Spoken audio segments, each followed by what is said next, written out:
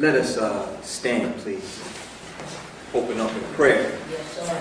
And we can pray in a manner that you've been instructed or trained, but follow me silently as I recite the prayer.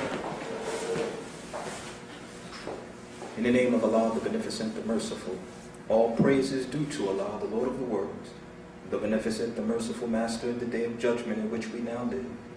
Thee alone do we serve, and aid we seek. O Allah, guide us on the straight path, the path of those upon whom Thou hast bestowed Thy favors, and not the path of those Thy wrath is brought down upon, nor those who go astray after they heard Thy teachings. Say, He, Allah, is one, Allah is He on whom we all depend. He begets not, nor is He begotten, and there is none like unto Him. And I bear witness that none deserves to be served or worshipped but Allah, and I bear witness that Muhammad is His messenger. Ameen.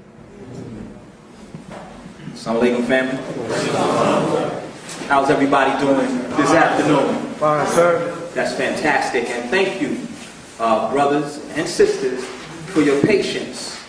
My name is Brother Michael Muhammad. I'm student representative of the Honorable Minister Louis Farrakhan here in Trenton, and co-chair of the Millions More movement, which is actually hosting this discussion, should I say, with True Islam and ourselves. And we would like to thank you for coming, and would like to applaud you as we applaud each other for our attendance. Let's give each other a round of applause.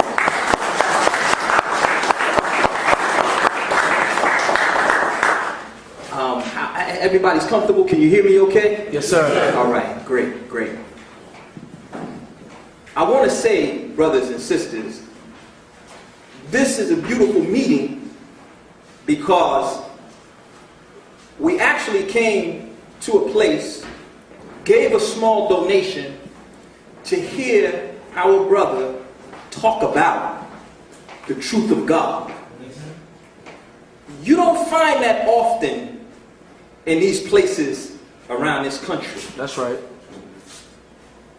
The Truth of God Institute is an institute that's established for the research, the dialogue, and the study of the knowledge of God, particularly black God, man God. So what we don't know about that, we hope to acquire a better knowledge today. Yes, sir. And I would like to introduce to you one of our brothers who is the COO of the Truth of God Institute. This brother, I've known this brother for many years. I would have to do some mathematics to figure out how long it's been. But we both come from and are of the 5%. And we have both crossed up and down the state of New Jersey, New York, and the Eastern Seaboard, teaching the knowledge of God as we had learned it and as we are learning from the Father Allah and also from the Honorable Elijah Muhammad's teachings through the Honorable Minister Louis Farrakhan. He is one of the founders of the Allah team. If many of you are not familiar with the Allah team, get familiar with the Allah team. He's also one of the founders and organizers of theblackgod.com. And our brother, many of you may know him, his name is Self-Justice. He is sharp young brother, and he's an organizer. He's a scientist in the study of Islam.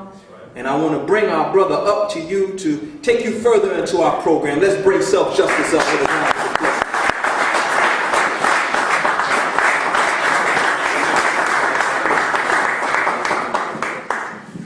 Yes, sir. Peace. I love using the term peace because it's such a universal term. It promotes language and action because peace, anything in the absence of peace is nothing but chaos. So here today we're going to do whatever we can to eradicate chaos. Dr. Wesley Muhammad, or as we all know him as True Islam, is going to be down very, very shortly to give us a very, very important, interesting food for thought. And I hope when you all leave here that you have it in your minds to where you can say you have learned something today. That's the goal of Truth for God Institute. And this is why I'm here right now, is because we established an online site. It's called truthforgodinstitute.com, whereas that's the only online institute of the knowledge of God that's pure scholarship. Meaning, many of us do not have access to the material that would prove, and bottom line, prove that the black man is God. We can stand on the street corner, we can scream from a rostrum, we can teach in a church, we can teach in a synagogue, we can teach at the mosque or masjid, whatever the case may be. But we have limited resources as far as academic scholarship papers and documentation to prove to not only ourselves, but to everybody on this planet that God is a man and can be seen and has been seen. As we have all been taught by the Honorable Elijah Muhammad and championed and given to us spoon-fed and given to us in such an elegant manner through our beloved minister, Minister Farrakhan, and all of us who have come up, those of us who might come up in the fire and said, no, the black man is God. That's what we've been taught. But see, what we lack is the empirical data that is available to only certain individuals. Now, thank God that our brother True Islam, who just got his PhD in Islam, various sources and things of that nature, all praises due to Allah, and he has access to that, and we're giving that information to the masses. Yes. So we will be going across this country, we will be going to overseas, we'll be going to Canada, we're going to London, we're going everywhere. We've been invited to Saudi Arabia, we're going everywhere teaching a seminar entitled the Supreme Wisdom Seminar. Because right now, where we're so used to being attacked by maybe some Sunnis or some non-believers, if you will, as some of us might call 85%, to say, well, show us the proof of this. Well, the sources, which is important, are in different languages. They're in classical Arabic, they're in Hebrew, some of the more prominent information is in German. How many of us can read German or read classical Arabic? That's the issue. So in Truth for God Institute, it's going to be translated to English so we can get them and access them. There are scholars that bear witness to the teachings of the Honorable Elijah Muhammad, the black man is God, but it's hidden. Well, now we are here to reveal their information to show and prove that the black man is God. And I am a witness bearer that this seminar, which is entitled the Supreme Wisdom Seminar, it's going to be two different ones. One is catered to us, if you will. The other will be catered to the masses. But this one in particular, the Supreme Wisdom Seminar, which is coming to Trenton on April 16th. May 16th. What's going to happen is it's a 2-day, very, very intense seminar. I cannot stress enough how intense it is. In fact, we require you register at least 30 days in advance because we will be sending you out a pre-seminar packet. And in that package is well over 100 pages that you're going to need to study before you even come to this seminar, because this is, as the title of this thing, you know, we're getting rid of this whole ghetto scholarship thing. Now is the time to build, or now is the time to teach. And teach is very important because teaching and preaching is two different things. Because this is not a religious, per se, situation. And this is pure education, what we want to do. So in that point, I mean, we've been attacked by, in point number 12. So in this seminar, I guarantee you, when you leave this seminar, if you ever had one doubt in either Master Farad Muhammad in person as being Allah, if you had any doubt that the black man is God, if you had any doubt of our origin, our history, there is no humanly way possible that you would leave this 2-day intensive interactive seminar. It's not just a lecture. This is an interactive seminar. You will not leave that seminar not knowing and understanding that the black man is God. Not believing. Not feeling, not having faith, because faith alone is what? You understand what I'm saying? No, to know is one thing, because then you're confident, then you know, I have this information, I'm going to go teach. But sometimes we get caught up in faith and we just sit at home and read our own books and teach nobody. But what does that do for us? It does nothing. So in this seminar, we're going to touch on subjects such as the Bible, and point number 12 is God, man, or spirit. The Quran, the Sunnah, and point number 12, did the Honorable Elijah Muhammad teach to Islam? That's a very important subject. God, eternal, the self-created black God. God, one or many, understanding the 24 scientists. That's a subject, the 24 scientists, that many of us, even though we have lessons, even though we read our Supreme Wisdom or the 120, have no clue how to defend the fact that the 24 scientists existed. But see, it's out there. This is not just reading the Honorable Elijah Muhammad's books, who are unequal to anything. Those books are unequal to anything. But not only that, but our open enemy or the white man or the educational system has this information. They know the 24 sciences exist. It's also in the Quran and it's also in the Bible. But see, how are we interpreting, how are we reading that? So we will go over that. The Supreme Wisdom Seminar is really, really for serious seekers of the truth of God. That's right. If all you want to hear is somebody quoting lessons, or somebody reading something that, reciting things that we heard our beloved minister speak on, or something that we heard the Honorable Elijah Muhammad speak on, this is not the seminar for you. This is going to be intensive. If you're one of those brothers and sisters that may fall asleep in class, this is not for you. Because this is going to be information. If you see that packet, or if you go visit our site, the Truth of God Institute, we do have maybe 5 PDF files of articles from different scholars bearing witness to these teachings. So if you go on Truth of God, www.truthofgodinstitute.com, you will see that. Or if you go to www.gunblackgod.com, you'll also see some information. You will see various information. So now you can go online and register for the class. Or after this event, you can come and see me, because some people do not like to use Visa or PayPal online. You can come see me in reference to how you can pay for the event. But this is not an event such as this where you can pay at the door. Because you need to study the information prior to coming to the seminar. So right now we have one in fact at this location on May 16th, and then the last weekend I believe in May will be in New Orleans. They're hosting us out there as well, and then as we get more things scheduled, we will produce that information. So I do have a pamphlet. This is for everybody who's not at the 25B in Newark, because you all will receive this document tomorrow. But anybody who is interested, just come see me, and I will have a stack of these packets to hand out for you all to read more information. Has the websites on it. It has Dr. Wesley Muhammad's website on there as well. It has about 3 or 4 websites and methods to order these things. I know people are calling me. We already have a lot of people that have signed up. We're selling out fast, so I'm hoping that I wanted to bring it to you all, brothers, because after you hear Brother True Islam go over today, Ghetto Scholarship, you'll understand exactly what I meant. So I want to bring our brother Michael back up and take over from here. Thank you. Thank you.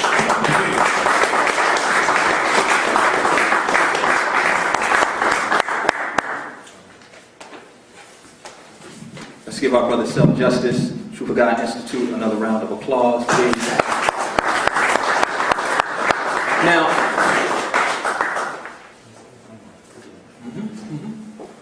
Now, our brother just gave a synopsis of what is to come with the Supreme Wisdom Seminars, some of what the Truth of God Institute is about, and some of the study, some of the research, some of the background of our brother. Our brother, I just want to say, because I want us to understand, all of us have that gift. All of us have that skill. All of us have that expertise that we work to develop, that we work and have trained to fine-tune, that we can provide that service to our community. Our brother has studied for the past 17 years, serious, intense study, that he could have the ability to prove that God is a man. Now, any of you, like myself, when you come into the knowledge of self, when you come into the knowledge of God, and someone tells you that you are God, it doesn't click overnight. Because now you're in a war, you're in a struggle, you're in a battle with an alien mind that existed prior to you knowing that you were God. That's right. Or knowing that God was in you. Go ahead. That's if you were made a slave, mentally. That's if you were a descendant of slaves. If you came from another country, your parents had already had knowledge of self, or you came up in a nation, or you came up in a nation of the gods of earth, you might not have that background. But for most of us, like myself, that believe that God was white, Go ahead.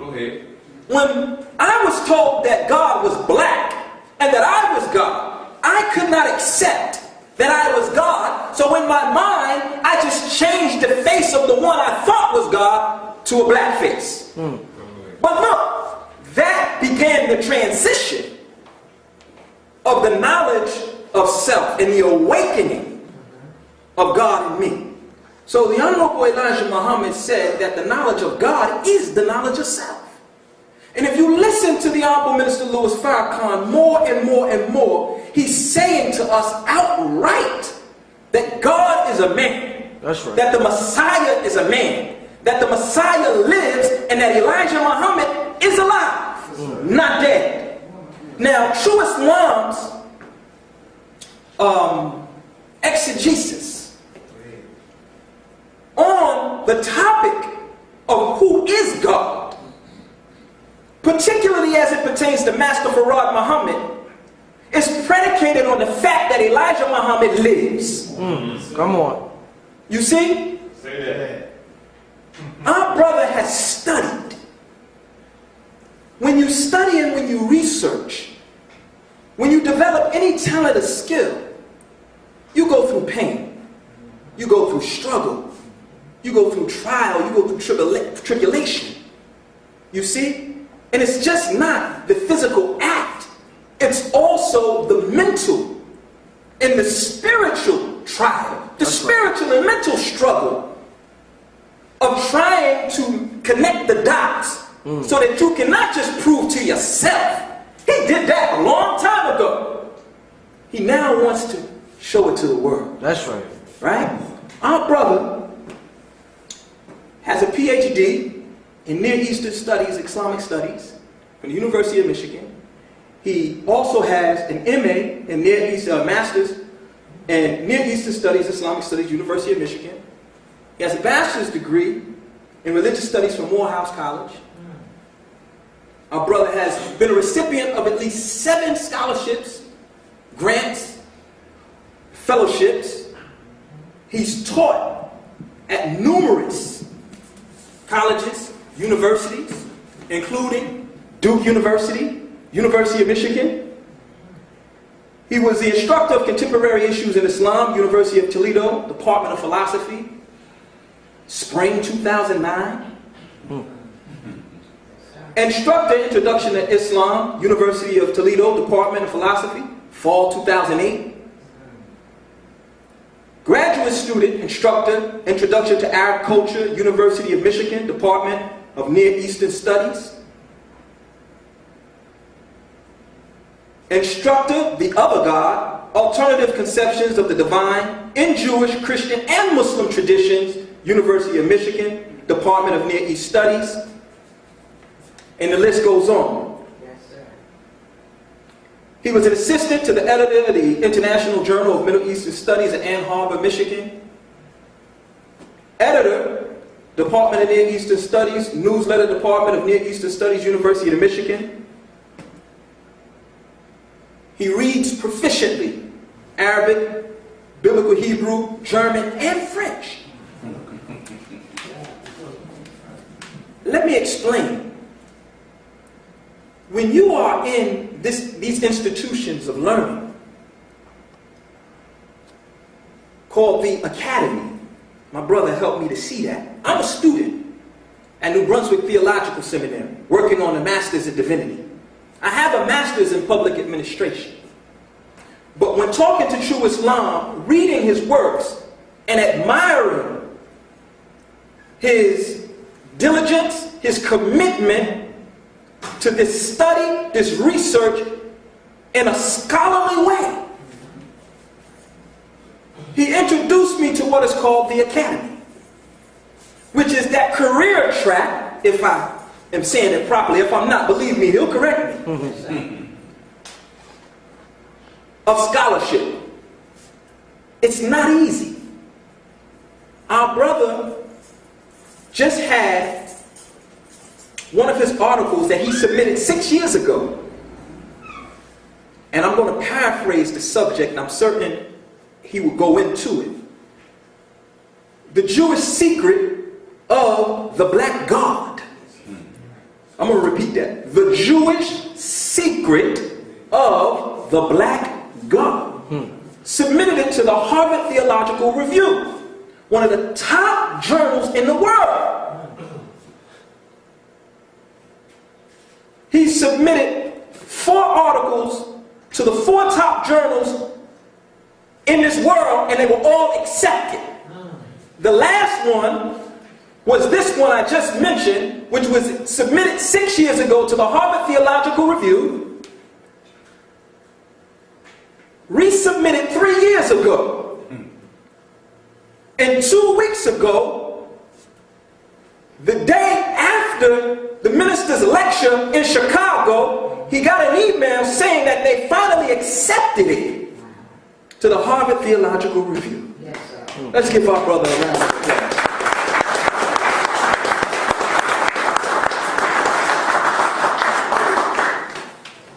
I can go on and on and on about our brother and his books,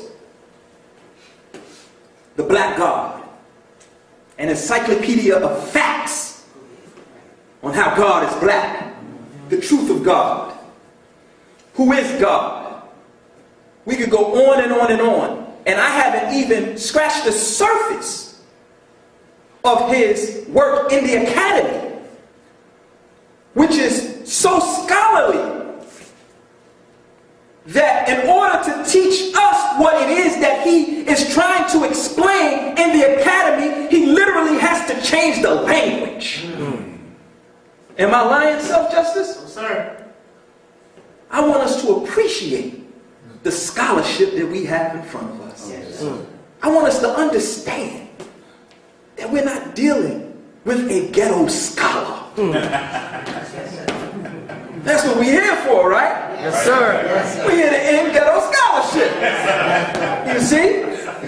So his subject is the origin of Islam and the end of ghetto scholarship. Yes, sir. Refuting the claims of Walter Williams. That's right. And Alim Bey. What is ghetto scholarship? I'm certain he'll go into that.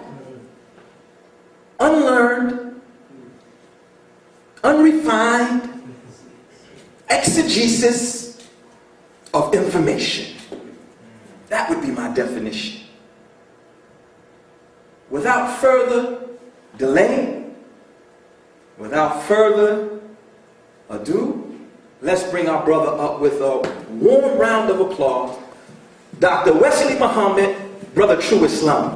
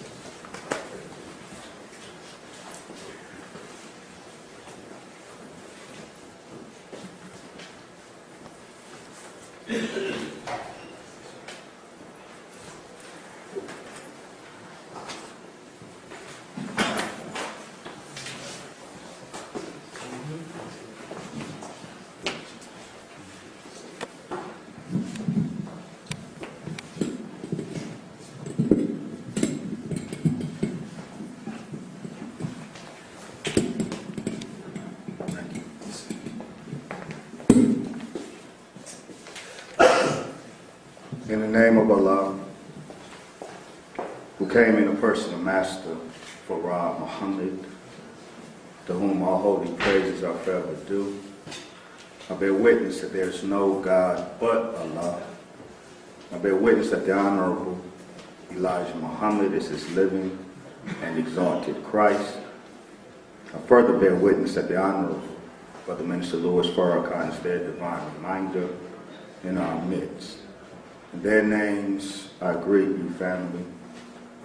Assalamu alaikum. Wa alaikum salam, sir. Brother Self-Justice, thank you. Brother Michael, thank you for your words and your hospitality here in Trenton. It is later than we had intended to get started. So we will get right into our subject.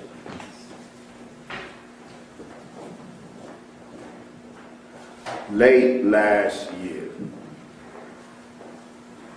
after reading The Historical Origin of Islam by Walter Williams, our elder brother out of Chicago, I sent our brother a letter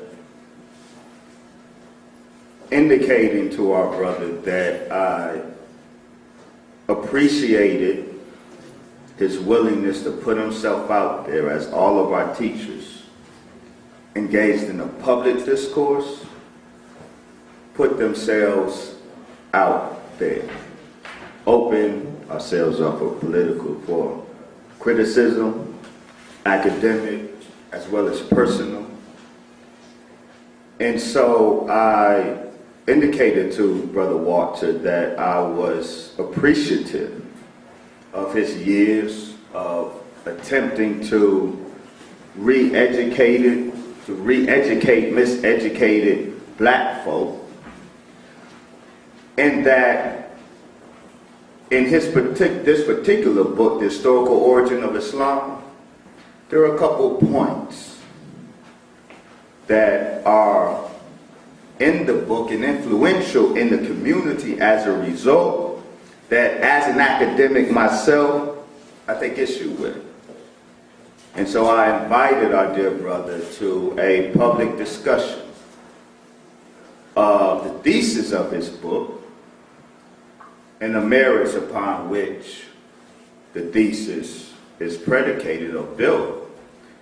Brother Walter called me and agreed to a public discussion, agreed that I would organize it in Chicago, and I did so. And Brother Walter and I stayed in communication, and after a date was set for the discussion, Brother Walter and I spoke again, and Brother Walter said he will have to renege. I said, well, why is that? I asked, brother. He said that he looked at his schedule and come to find out he has obligations, lectures, and whatnot. Well, my response was, if the date that we agreed is not agreeable to your calendar, I am quite flexible. Whenever your calendar can accommodate a discussion, my calendar can accommodate a discussion. But apparently there is no time on Brother's future calendar that can accommodate a discussion. So Brother said, no, there will not be a debate.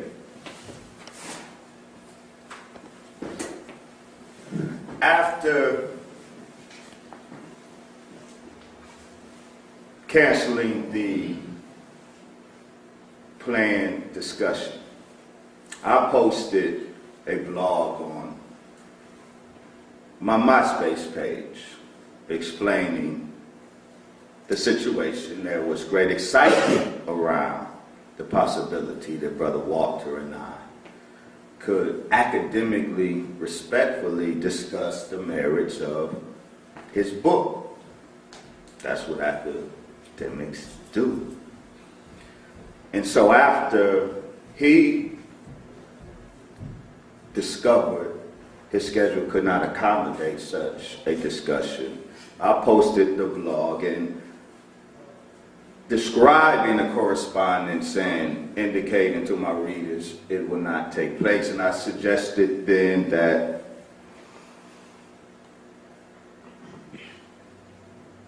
This is Ghetto Scholarship. I will get further into what I mean, but in that particular blog, I suggested that Brother Walter and others can make public claims, but are unwilling to have those claims publicly interrogated and hide behind scheduling conflict. And so that blog was posted. That blog was posted on someone else's website. I did not post it. On this website, Brother Walter happened to be, as well as Brother Ray Hagan. And upon reading my blog, Brother Ray Hagan took offense to my characterization of Brother Walter's work as Ghetto Scholarship. Brother Ray posted a letter, if I may say, a very emotional letter of anger, disapproval of my characterization of his colleague's work. And a brother in Baltimore who works with Brother Walter, Brother Ray, and Brother Phil Valentine learned of the situation, read my blog, and decided, well, he will reach out to Walter to see if he can talk Walter into, convince Walter the value of such a discussion. He reached out to Ray Hagan to see if Ray Hagan, because what is at issue is a particular claim that these individuals, as well as Brother Alim Bey, makes, that Prophet Muhammad, peace be upon him, never lived. He's a fictitious character.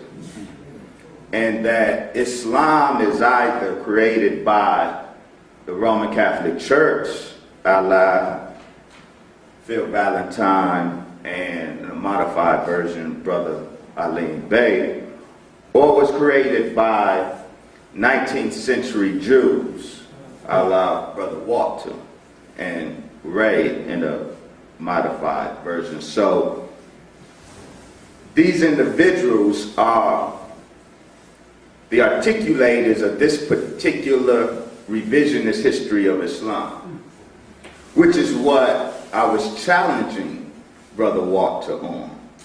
And so since they are a part of a similar intellectual circle, the brother in Baltimore decided, well, he'll go down the line and see which one would be willing to have this discussion, since all of them make the claim. Brother Ray said he would not participate in the discussion. Brother Phil Valentine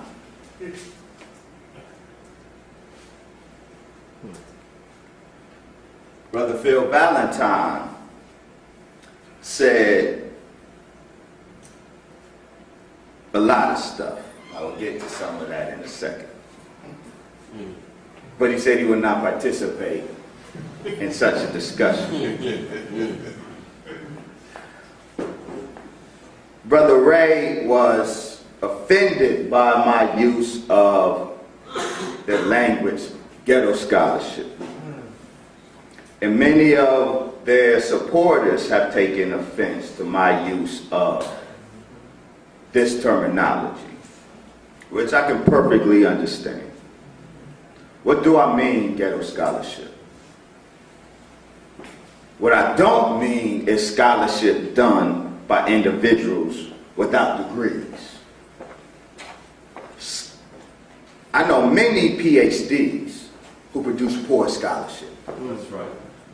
I know many non-learned individuals who produce good scholarship. That's right. Scholarship has nothing to do with a degree. If I will read to you exactly what I said about Ghetto Scholarship in the blog. I said, TGI, Truth of God Institute, which Brother Chef J explained or introduced to you.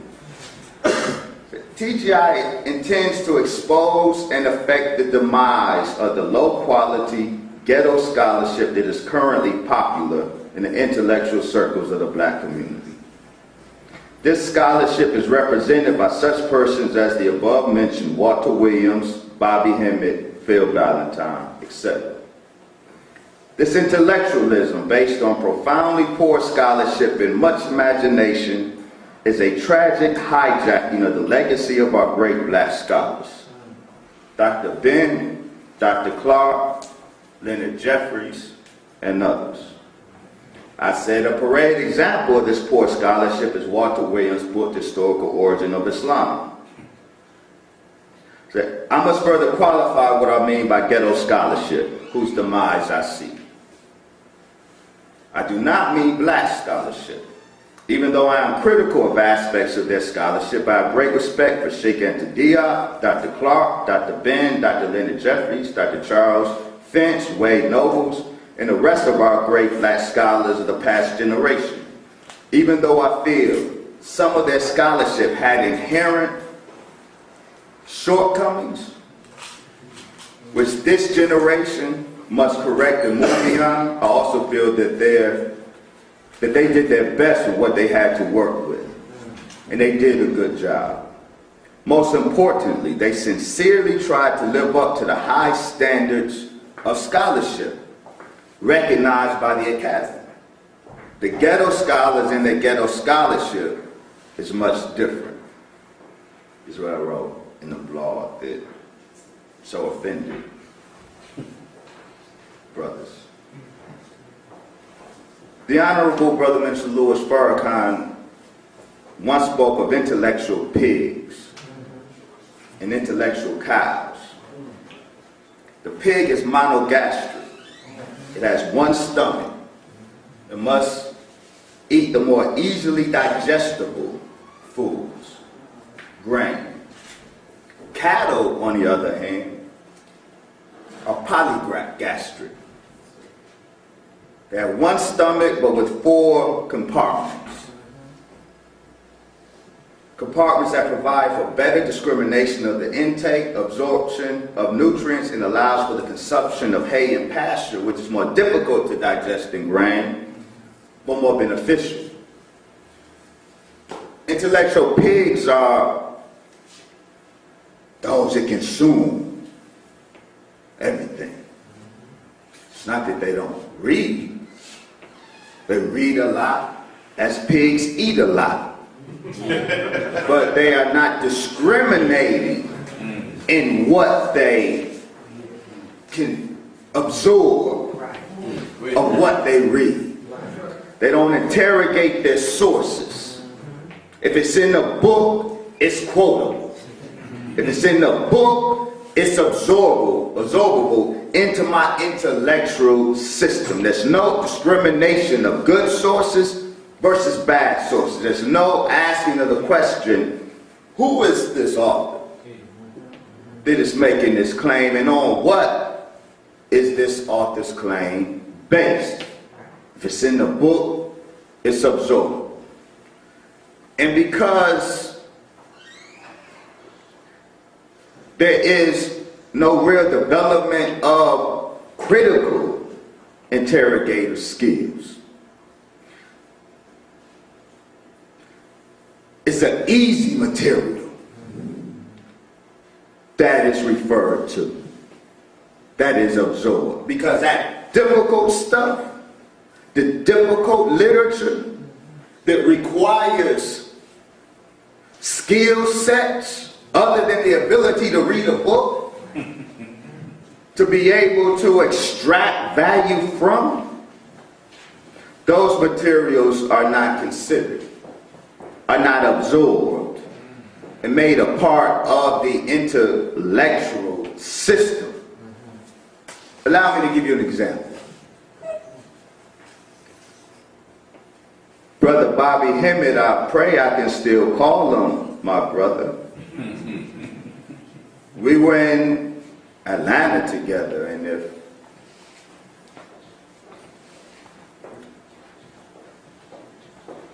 anyone is fortunate enough to see brother in the near future, you can ask him about Brother Wise. He will know of whom you speak.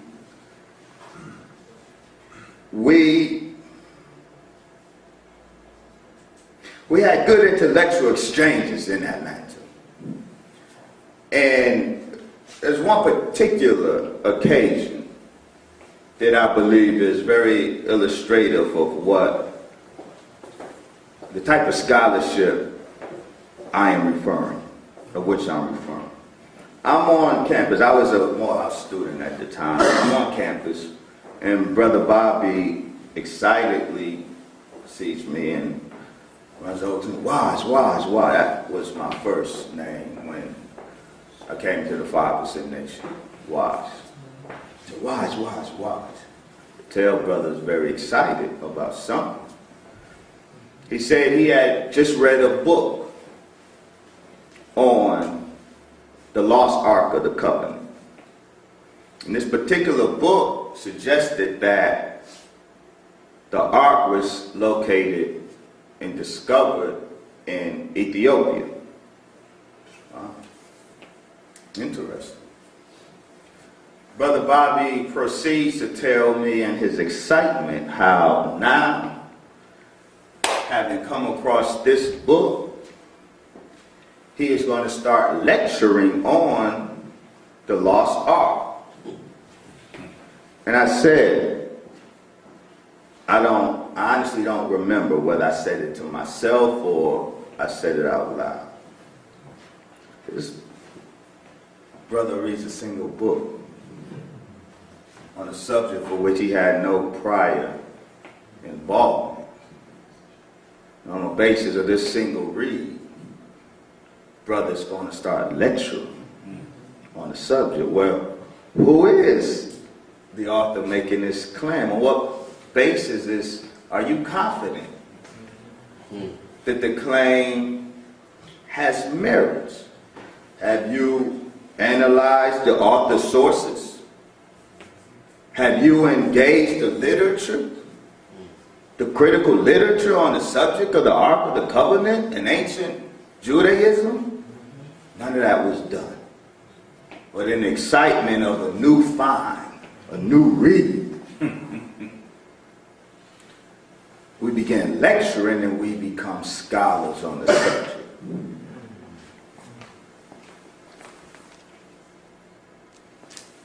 That is irresponsible scholarship. See, ghetto scholarship is not about degrees, it's about methodology. Good scholarship and bad scholarship is about good methodology and bad methodology. Now,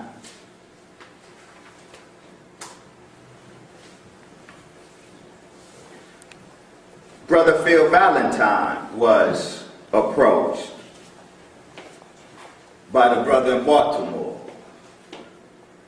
Is Brother Shaheed here? Did Brother Shaheed make it? Brother Shaheed. Assalamu alaikum, brother. This is the brother who generated the discussion in Baltimore. And Brother Phil was approached and offered to publicly discuss the subject with me. He declined. And then brother posted an angry letter. I would like to read some of the letter as a context, as a backdrop for my presentation. Brother Phil says, the Islamicized Negrophiles, I assume I am one of those. The Islamicized Negrophiles have now emerged using faith-based scholarship to re-promote the who do you believe, me or your lionized feel good, don't bust the religious bubble that has helped me redefine my blackness BS. As I said to the good brothers of Baltimore who called yesterday to offer me this man's challenge to debate, that man being yours truly. Well, let me be clear, I never personally challenged Phil. The brothers in Baltimore, after the fallout with Walter Williams, wanted that discussion to take place, that issue to be discussed publicly, academically, and since Brother Phil was one of those making such claims, he was approached to participate. Am I correct, Brother Shaheed? That's correct. As I said to the good brothers of Baltimore who called yesterday to offer me this man's challenge to debate the history of Islam, I had to go through the same, I'm insulted and indignant at what you said about Christianity, and I want to debate you on historical merits nonsense by Christianized Negrophiles, who at the time I chose to indulge. To indulge the Christianized Negrophiles. What I encountered each time was the same faith-based logic undergirding their historical scholarship. I came to the conclusion that those steeped in the faith of and belief in their God and their religion will unconsciously defend their own deeply embedded, chronically indoctrinated mindsets by twisting whatever scholarship that they find to fit the belief that their prophet and this teaching and his teachings were somehow the truthful centerpieces of untampered history. Oh, those are serious charges. And even though it's common knowledge that I love a good intellectual rumble, Brother Phil has said, has challenged Islamicized Negrophiles in the past to debate. As it stands right now, however, he says, we're out of time. So I just let my teachings do the talking. We're out of time. Brother Phil does not believe in the apocalypticism of the Bible or the Quran, so he doesn't fear an impending doom. Why are we out of time? What is going to befall us? I mean, if he was a Bible believer, if he was a Muslim or Christian, I could understand. He will probably, or even if he was an FOI, he may think, well, you know, the wheel is coming soon, it's imminent. But some apocalyptic catastrophe makes it more important to, you know, help people avert the bombs from the baby plane. Or the Mahdi, or the Christ with a sword, but he doesn't accept any of that.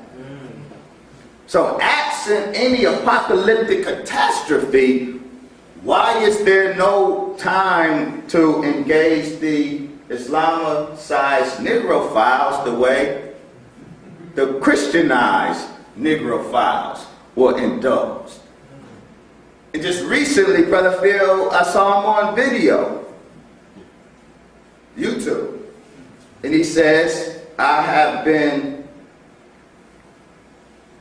bringing it to Christians for 10 to 20 years. Now Islam is on the block. Okay.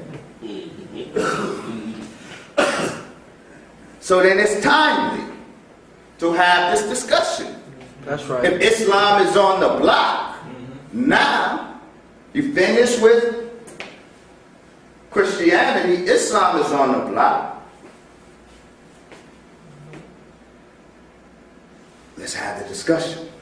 That's right. There's a reason this discussion won't happen. See, let me be clear. I'm with Brother Phil. I'm with Brother Walter. I'm with Bill Mark. And they're beating the hell out of the religious dogmatists. That's right. In our community. I agree that dogmatism from Christians, dogmatism from Muslims,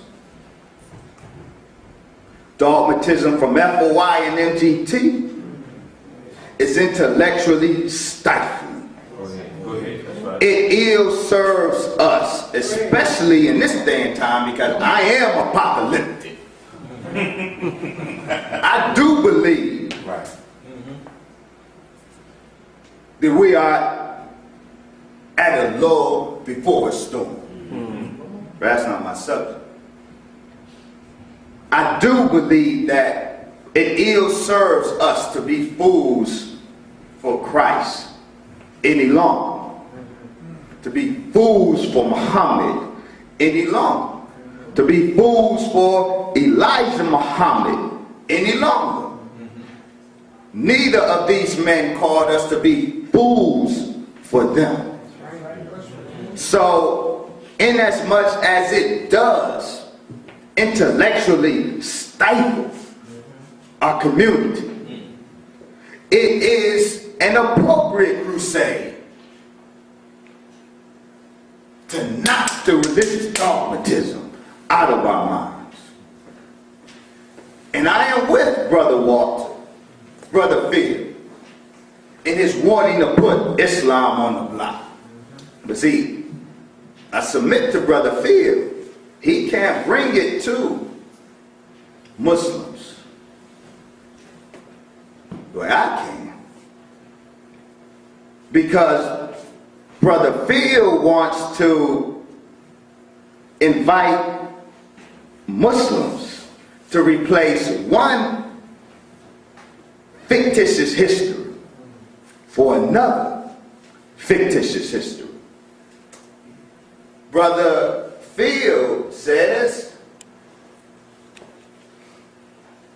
Islam was created by the Roman Catholic Church. Now, let me go back.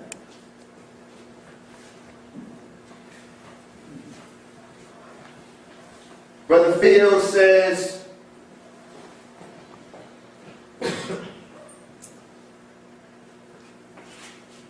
he came to the conclusion that these who are steeped in faith of and believe in their God and their religion will unconsciously defend their own deeply embedded, chronically indoctrinated mindsets by twisting whatever scholarship they find fit to believe. He says that us Islamicized Negrophiles will use faith-based scholarship. Use faith-based scholarship, which we will twist in order to re-promote the who do you believe, me or your lying eyes? Feel good, don't bust the religious bubble that has helped me redefine my blackness. Rarely will Muslims, especially traditional Muslims, feel good about my teaching of Islam. Not as, I'm not a minister, I'm a historian of religion. I'm an academic. Let me get that out there. I am not a minister. The tools of my trade are not rhetoric and wit. I am not interested in appealing, pushing any emotional buttons in you.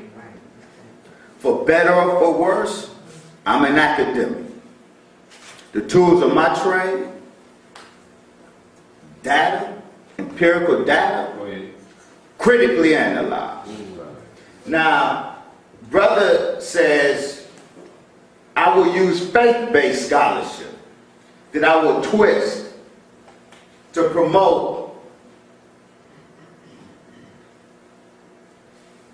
what do you believe? Who do you believe, me or your lying eyes feel good? Don't bust the religious bubble that has helped me define my blackness. BS. Faith-based scholarship,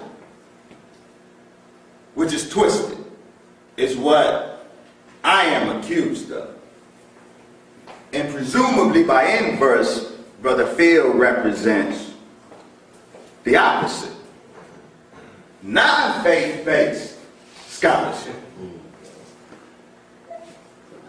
Untwisted, non-faith-based scholarship, which we should defer to.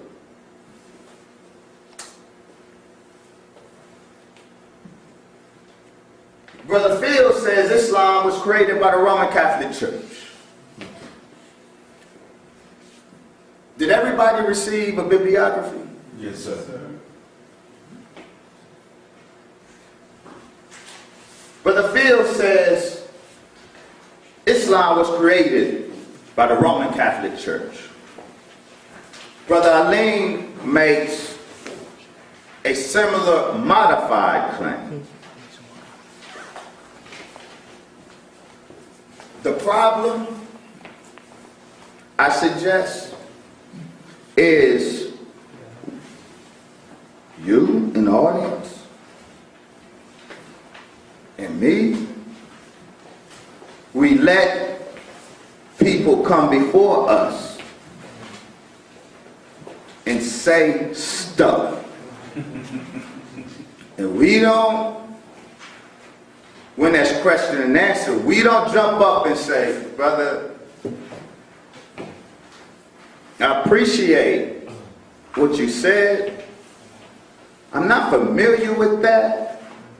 Where did you get that from? We don't do that. Our teacher can come before us, and if it sounds exotic enough, because we like the exotic, nah. Exotic for the sake of exotic. So if it sounds exotic enough, we get even. And we won't ask, brother, where did you get that from? A simple question. That simple question will part the waters. So if someone was to stand up and ask, Brother Phil, I'm feeling what you said about Islam. I always suspected Islam was created by the Roman Catholic Church, but I never came across any documentation. Can you please share with me your documentation of that particular claim? See, that question was posed to Walter Williams last week, and I'm going to get to his response, which is typical. See, Brother Walter, when asked such a question, will have two options. He would either tell the truth of the source of that claim, or he will just not answer, because he knows the merits of the source of that claim.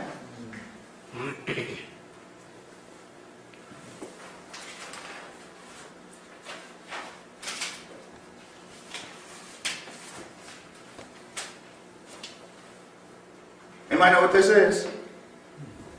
It's a comic book.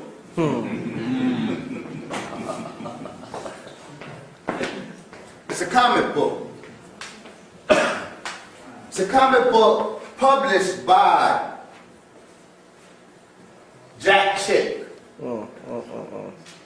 Jack Chick is an evangelical who started a publishing house in the 70s called Chick Publishing, whose objective was to spread the gospel through comics. In the 70s, Jack Chick connected with Dr. Alberto Rivera, who died in '97. Rivera the details of his person are very scanty. Alberto claimed to have been a former Jesuit priest, Catholic.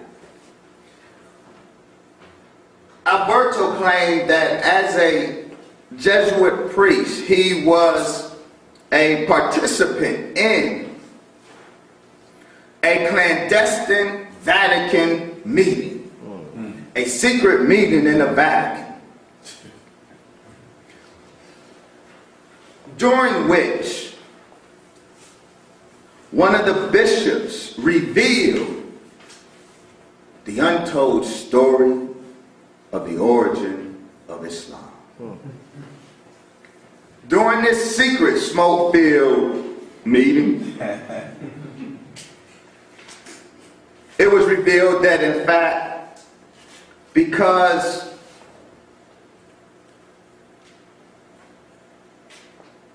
Roman Catholicism in the 6th century was on a decline, the Roman Catholics got wise and decided that they can better promote their agenda of world domination by creating a heretical religion. And that religion was Islam. Secret Roman Catholic agents were sent to Arabia who conscripted Prophet Muhammad into the conspiracy, and Islam was born. Now, Riviera, what we do know, we don't know if he was ever a Jesuit priest. What we do know is he was a Protestant who is very interested in advancing Protestantism against Catholicism. So Alberto's overall agenda was polemicizing against Catholicism on behalf of Protestantism. And Jack Chick, a Protestant fundamentalist, the two met and they were soulmates. So it seemed, both Protestants with an agenda, an anti-Catholic agenda. Jack Chick put the claims of Alberto based on that secret Vatican meeting that nobody can confirm. No details were offered, allowing researchers to follow any footsteps. All we have is Alberto Rivera saying he participated. He was called to a smoke-filled back room in the Vatican, and the secret history of Islam was divulged, and he got so offended he left Catholicism and became a Protestant. And he and Jack Chick collaborated to produce a series of comic books. And in this particular comic, The Prophet is where Alberto's claims on Islam are made. They were first published in a comic book. So the basis of Brother Field's claim, faith, let's go back to what he suggests I am doing. Faith-based scholarship. This is a fundamentalist Protestant comic book. A fundamentalist Protestant comic book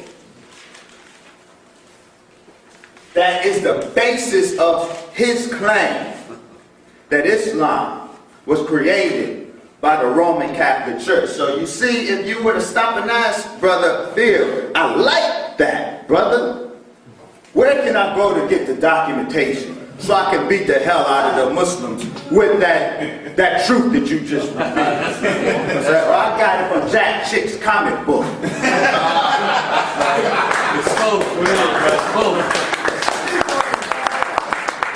See, in Ghetto scholarship. I don't care about his degree or lack of degree. It is not my degree that I am putting on the table. It's methodology.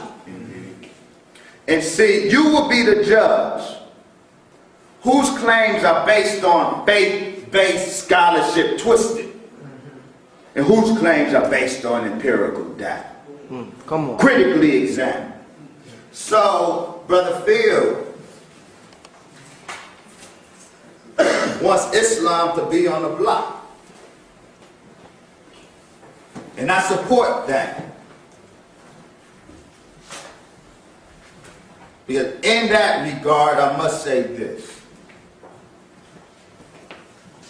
Muslims, we are complicit in this. We are complicit in the reign of this poor scholarship because we have gone dogmatic.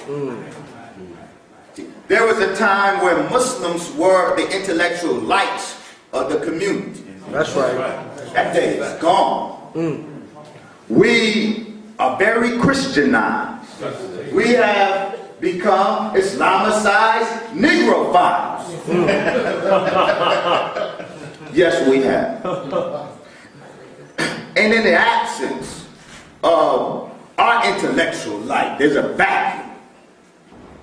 And it's easy to feel the vacuum because we as a people have become so gullible. There used to be a time where nothing a black scholar would say what we accept. We want to know what white person agreed with. So we used to say, where you get that from? And what we were really saying is what white folk agree with you. We're not even there anymore. We don't ask at all. If it sounds exotic enough, we like it. We cleave to it.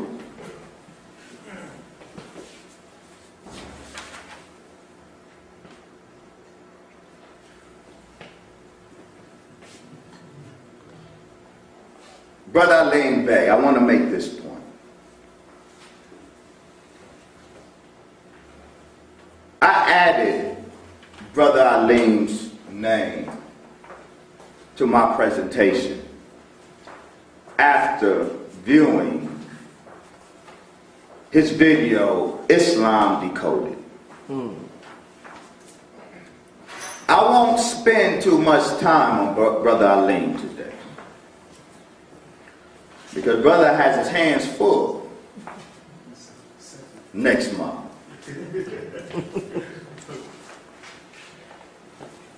I don't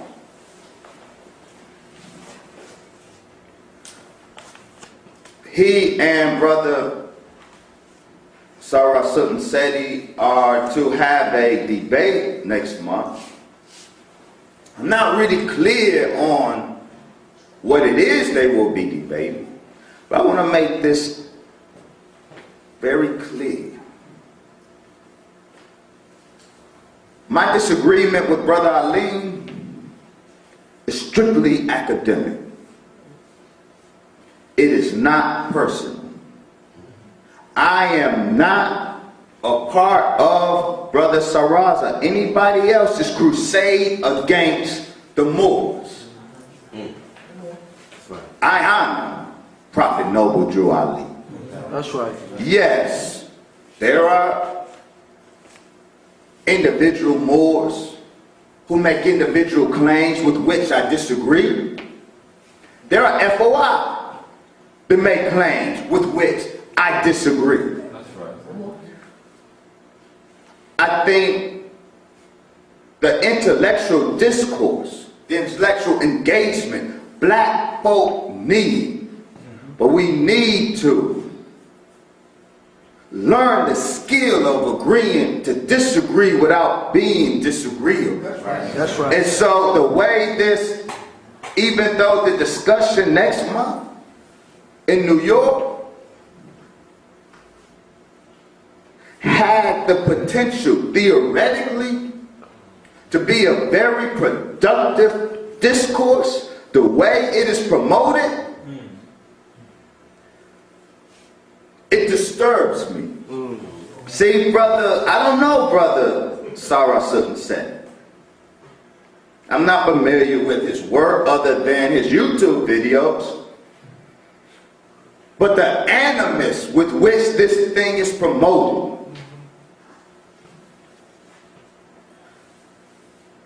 our intellectual space has been turned into a back alley. That's right, Bob. That's right. Where we gang bang. See, that's the parade example of ghetto scholarship. Now I know Brother Sarah will probably produce a YouTube video cussing me out. That's fine. I don't know his particular disagreements with Eileen, but I know the way this thing is promoted, the hostility, the personal beef is counterproductive. And see, when I say ghetto scholarship, I'm talking about the hoodifying of black intellectuality. See, all the MF this, all the thug intellectualism, see, not, they claim that they're keeping it hood. But I submit to you, not everything about the hood should be kept. See, the intellectual circuit, knowledge is a hustle now. The lecture circuit has become the new corner. It's the new corner. And this is the ghettoization of scholarship. I don't deny that Brother Sarah has something good to say. I don't know, because it's difficult to get through the anger. Yes, sir. The gangsterism. To hear any scholarship. Yes, sir. And I'm saying that this is counterproductive. That's right. Everything can't be hoodified. Because if our scholarship is convincing to nobody in the world but us in the ghetto, what the hell good is it? That's right. And we are not going to get civilized society to respect our scholarship when we are hoodifying it. That's right. We're keeping our scholarship hood, where no one but the hood would accept what we say. And see, the point isn't that we teach black babies that they are the fathers and mothers of civilization. But we don't equip them to defend that argument when they leave the black community. That's right. So they go to these colleges and universities. And they're sitting in a history class. And the history professor don't know anything about Gerald Mason. Know anything about Albert Churchill. Because, you know, those are 19th century non-A-list sources. Right. Our babies know African history as Brother Phil, as Sarah, as Brother Ray offers it, which is easily deconstructed by critical scholarship. So we send our babies to these universities and they have no defense. And then they realize, or they think they've been lied to. That's right. Well, no. We are the mothers and fathers of civilization, but it's not enough to just feed that claim to our babies. We have to give it to them in such a way that they can defend it. They can sustain it in the face of intellectual threats from the outside. If our scholarship is disrespected in the hood, then it's hood scholarship. It's ghetto scholarship. And this is the type of scholarship that is respected only by us because we have lost the critical ear now. We don't ask, where you get that from? So I put a bibliography together to preempt that. What I'm going to present today, check the sources. I put it before you. My gift to you, a bibliography.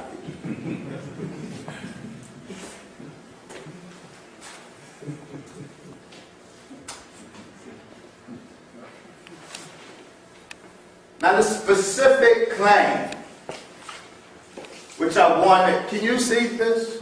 Is this a problem? What, the lighting? The lighting, yes. We can see.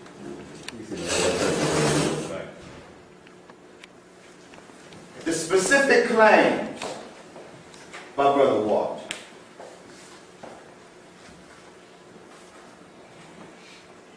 There never has been a man of traditional Islam that ever walked the earth in human form by the name Muhammad called the Prophet.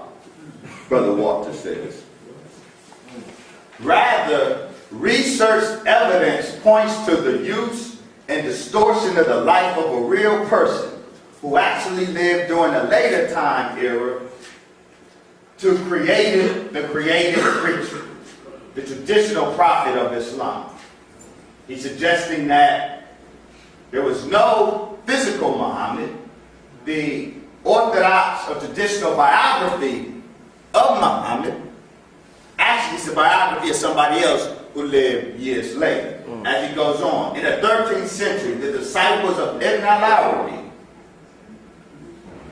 the great Sufi sheikh, Ibn al-Arabi, alias Muhammad, said his disciples began to use his biography and life to create and fashion a new monist religion called Mohammedanism.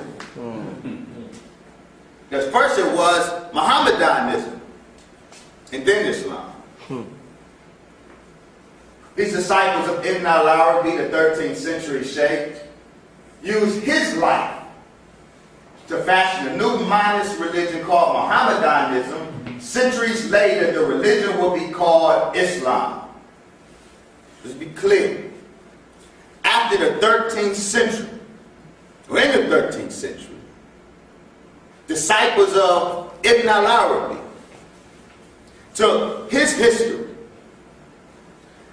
and created the biography of Muhammad. And the religion around which, this creation was the pivot of a new religion called Mohammedanism. Centuries later, Mohammedanism was finally called Islam. You follow? Yes, sir. He said the change was consummated when the religion was officially named Islam during and after the formation and writing of the world's first Quran, based on the 5 books of Moses and the Psalms of the Old Testament and the 4 Gospels of the New Testament. The work began in 1870. There was no Quran before the work began in 1870. The work began in 1870 in Syria and finished 49 years later and accepted by the Mohammedan world in 1919 at Cairo, Egypt. It was at that point that they ceased calling the religion Mohammedanism. Armed with the new literature, the Quran, written and formulated by Jewish scholars and rabbis of the Jewish organization, the Alliance Israelite Universelle of Paris, France, a new religion called Islam was created.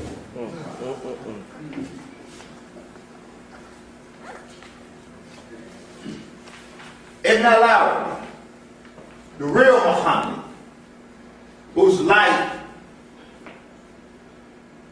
was conscripted in the creation of the history of Prophet Muhammad.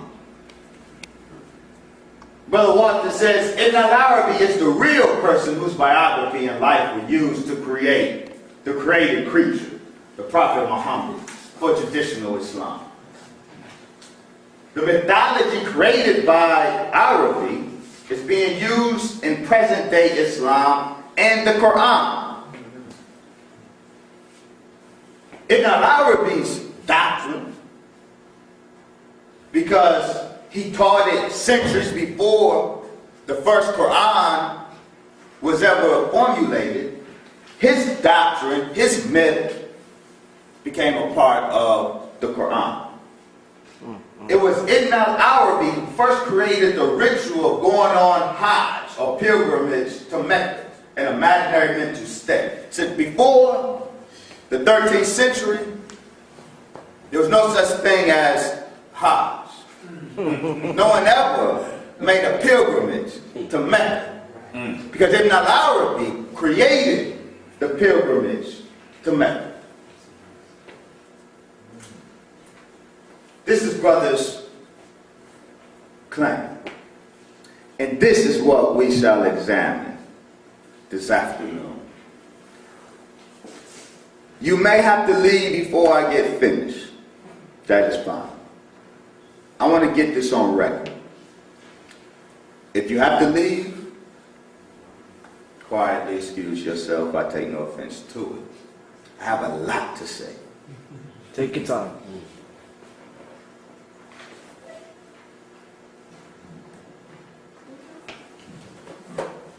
Is this ghetto scholarship?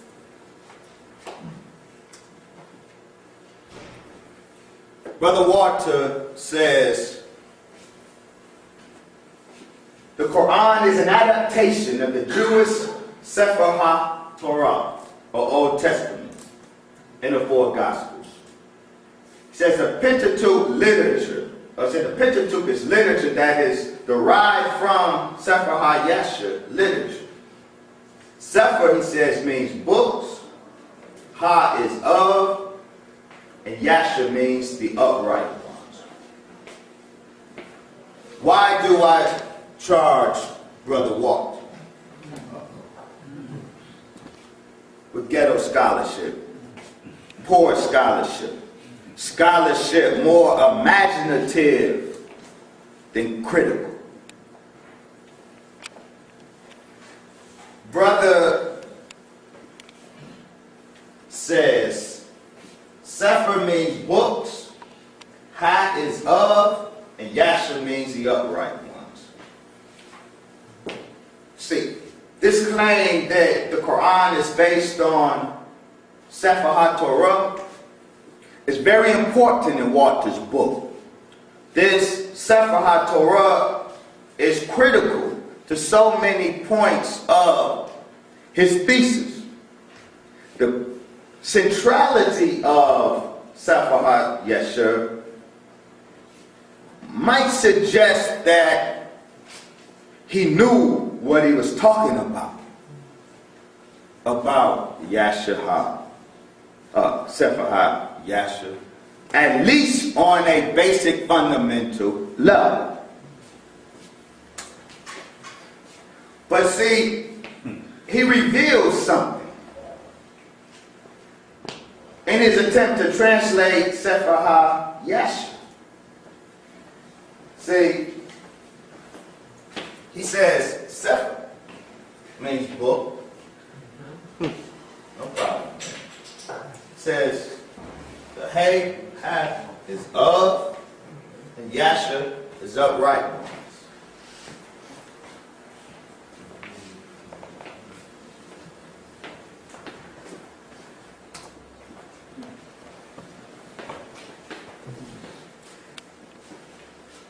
Hebrew, first year Hebrew. You learn a very simple, yet very important syntactical point.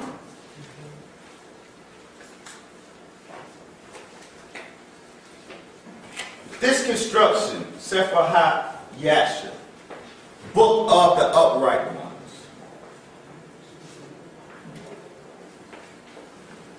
book of the upright ones, is a genitive construction.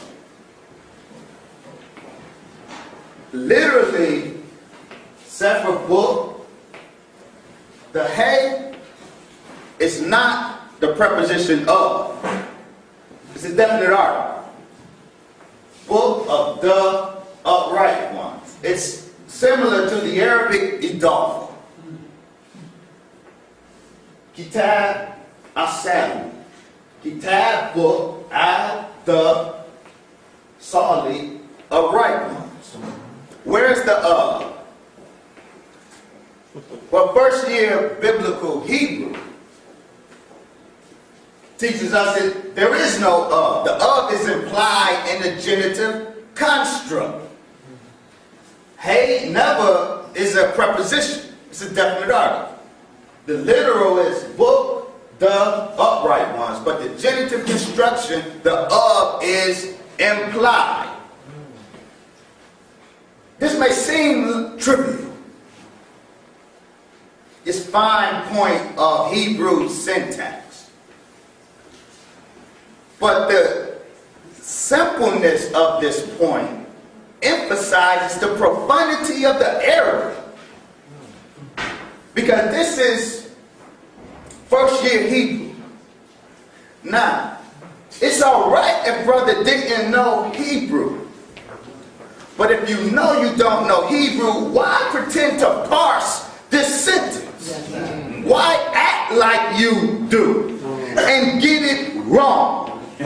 See, that suggests a willingness to speak on what one knows not. That's right. Go ahead, black man. But that's just a light example. He can be forgiven for that, if that was it. For this, he cannot.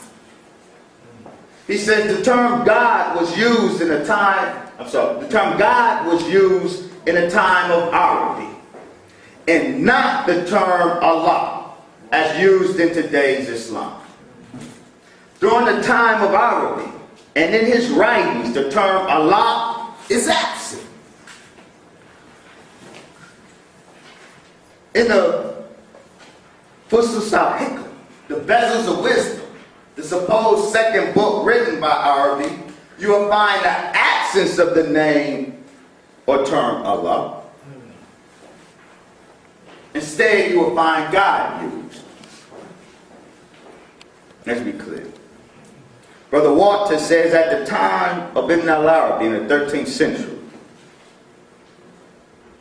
Islam didn't use the term Allah. Islam used the term God. And he cites as evidence Ibn al-Arabi, in whose works we find the term God, but we don't find the term Allah. And in this particular text, the Bezels of Wisdom, he cites as an example of Ibn al-Arabi's use of God and his non-use of Allah. Well, that's it. Now, in his book, Walter's book,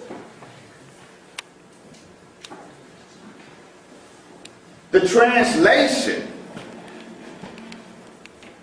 that he uses is that of Austin, and this is the first page of the Bezels of Wisdom, as translated by Austin, as relied upon by Brother Walter. And lo, Brother Walter is right. In the name of God, not Allah, the compassionate, the merciful, praise be to God, who has sent down the revelation of wisdom upon our hearts. There's a fundamental problem here. See, Ibn al-Arabi didn't know English. This isn't Ibn al-Arabi's text. This is Austin's English translation of Ibn al-Arabi's text. All Brother Walter had to do, if he could, was turn to Ibn al-Arabi's Arabic text. This is the first page of Ibn al-Arabi's Arabic text. Please hit the light, because what I'm about to do, I need minimal illumination. Yes, sir. This is the first page of Ibn al-Arabi's Bezels of Wisdom. The very first line on that page, Bismillah, Allah,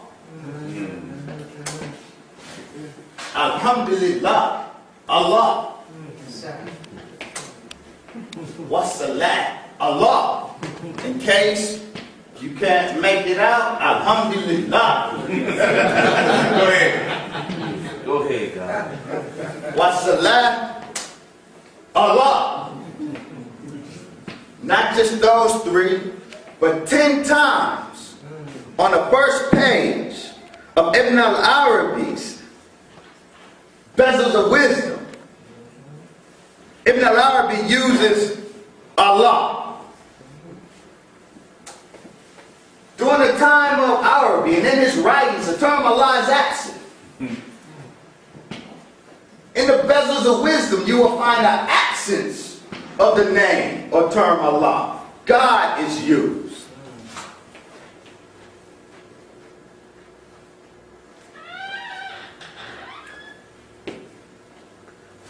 Who are you trying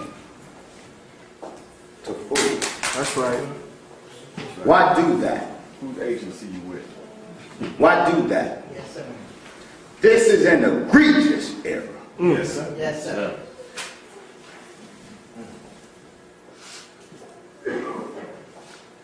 Even if brother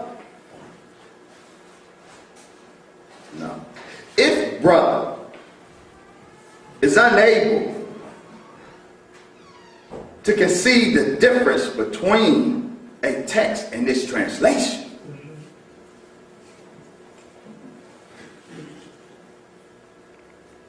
and if brother is unable to consult the original, why be willing to make such claims? See, critical scholarship, good scholarship, should make us Take your time. hesitate.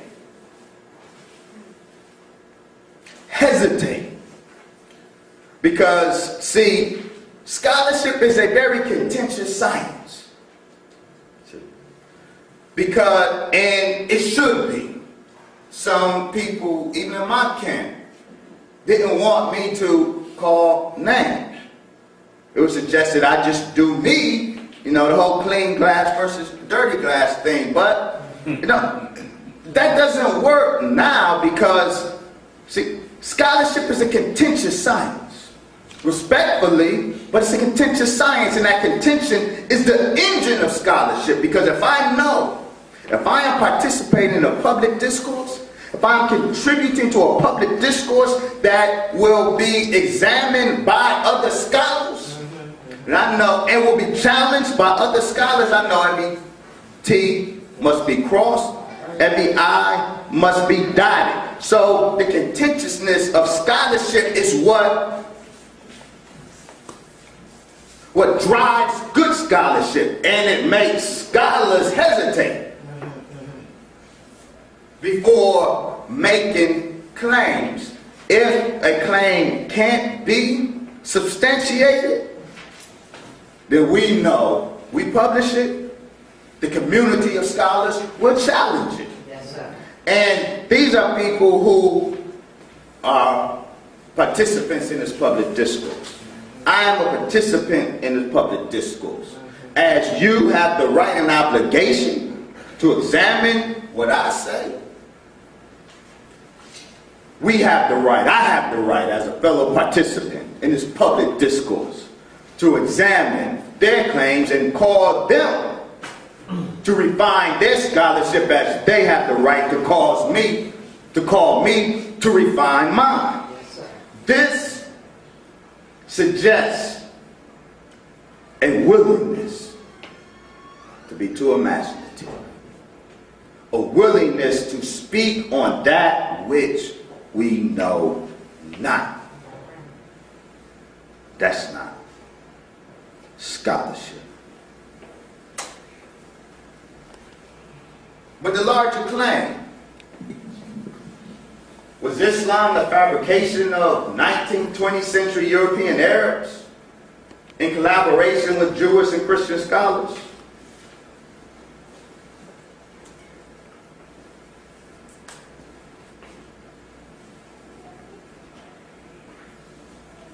An interesting aspect of the current Egypto-metaphysical religion. Let me make that point. See, you listen to Brother Walter. You listen to Brother Phil. You get the sense that, well, I don't get the sense, they tell you, very anti-religious. You know, in a very Marxian sense, religion is the opium of the people. And there's a sense in which that is true. Religion as we do religion in the black community. It's very counterproductive. But you get the sense from our Afrocentric Egyptological scholars that religion, qua religion, is the enemy. And Walter says that religion is anti-Islam. I'm sorry, anti-African. Brother Walter never read, obviously, John Mbede's important book, African Religion and Philosophy. The first line of which is Africans are notoriously religious. Yeah, I know you want to say, well, it's not religion, it's spirituality, that's semantics. Because what we find in Egypt was not a non-regulated, free-for-all spiritual, individual spirituality.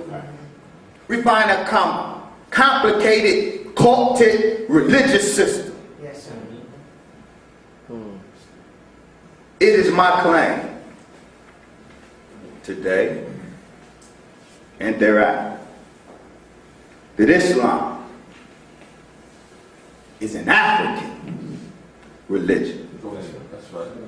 That Islam is as African a religion as any religion in this book by John Mbede. It is my claim that Islam is as African as Orisha.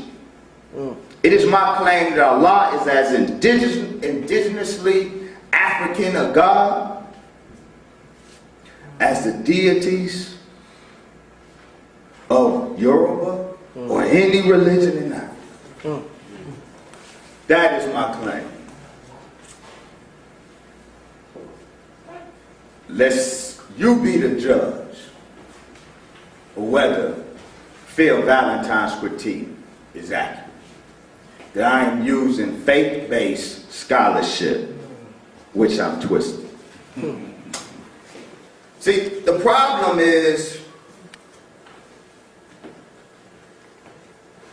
when we think of Islam, we think of Arabs. Okay. Right. Critical mistake. But then when we think of Arabs, That's right. we think of white Arabs. That's right. But these white Arabs know better. See, Islamic Arabic ethnography divides the Arabs up into two groups. That is to say, Muslim Arabs in their writing of Arabian ethno-history divide the populations of Arabia into two types of Arabs. Ariba Arabs, meaning pure or original Arabs, the original folk of Arabia. And Mustariba Arabs, Arabized Arabs, that is to say, non-Arab foreigners who immigrated into Arabia, lived among the Ariba Arabs, the original Arabs, learned the Arabic language, and became Arabized. Yes, sir. According to Muslim ethnographers, these white Arabs are Mustariba Arabs. Foreigners who immigrated into Arabia in the 13th century BC, learned the language, and became Arabized. Well, who are the Ariba Arabs?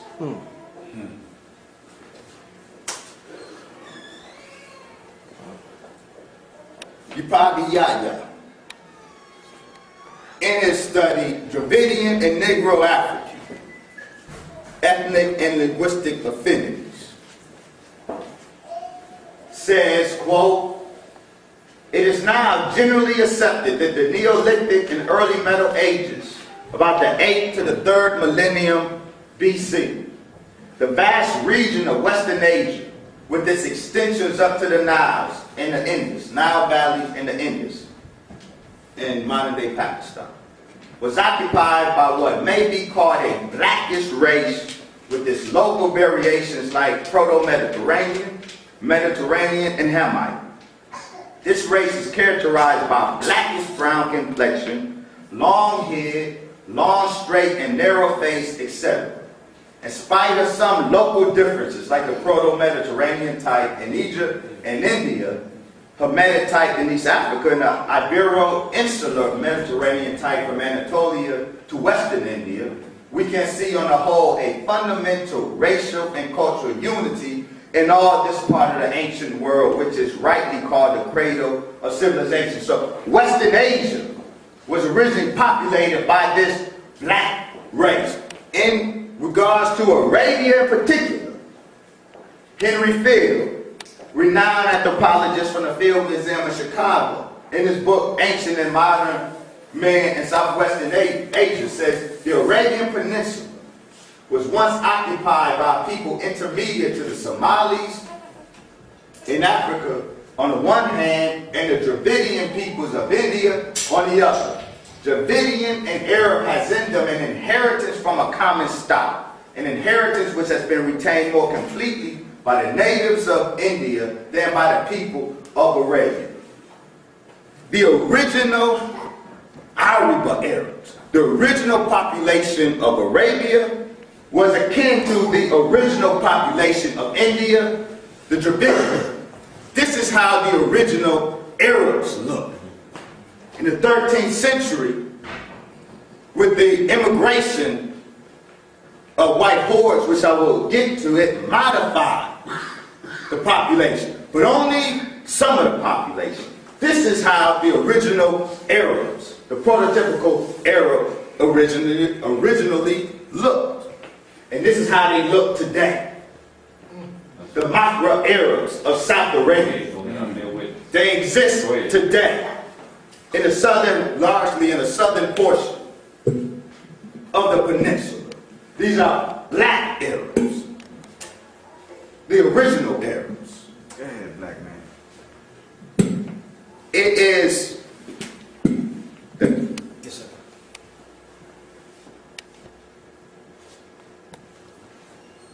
Brother Ranoko Rashid, whose scholarship I greatly admire.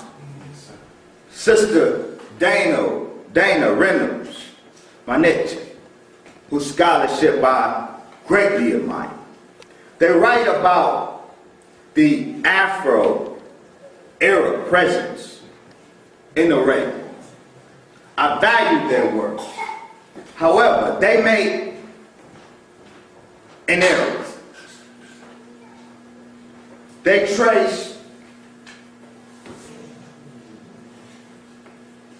this black Arab population to relatively recent times, 8,000 BC. No.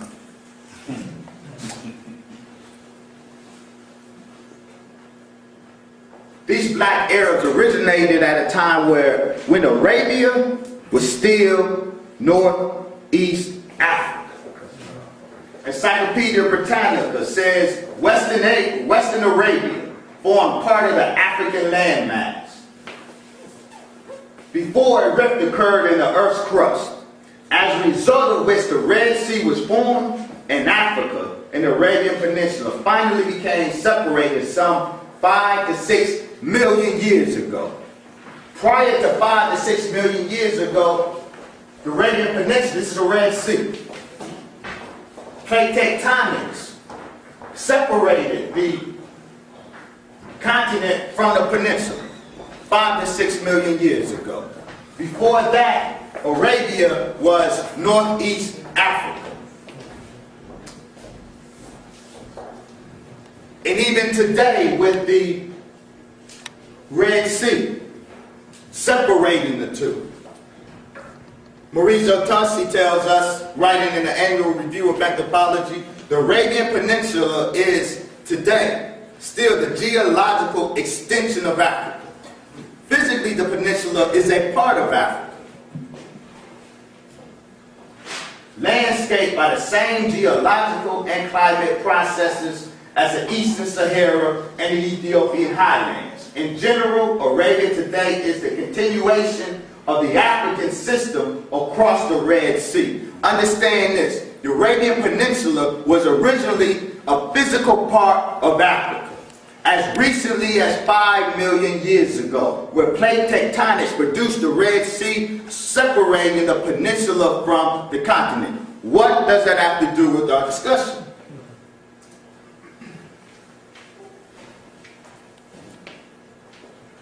Hominid remains. The remains of human life were found in Central Arabia, similar to those in East Africa. 17 to 14 million years old, which means before Arabia separated from Africa. The population of Arabia and the population of East Africa were the same. 1 million years ago, Stone Age cultures in Central Arabia, and 250,000 years ago, Stone Age cultures in Central Arabia, showing kinship with the Stone Age cultures of East Africa, have been discovered. What does this say? Afro-Arabs, the population of Arabia, existed before the Arabian Peninsula separated from Africa. In fact, the out of Africa dispersal models make clear that the first location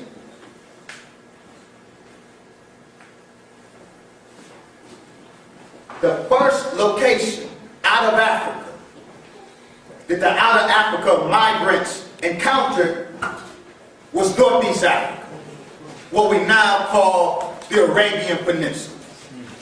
And so the relationship between Arabia and the people of Arabia and the continent of Africa goes back to the time when Arabia was a part of the continent of Africa. And so these are not recent migrants to Africa. That's right. They originated when Africa and Arabia were one continent. These are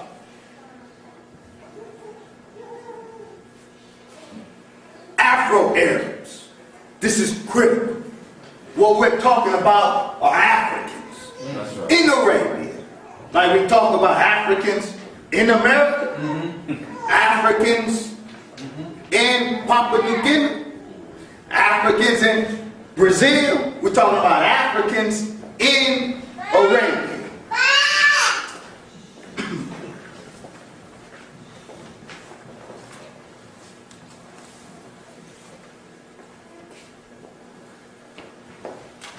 Current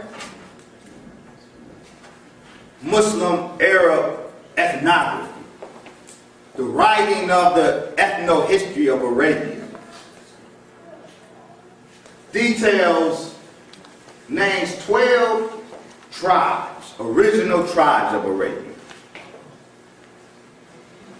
Ad, Ahmad, Tazim, Imlik, Tamim, Jassim, Durham, Abdil, Jadis, Uz, Jacta, Salih.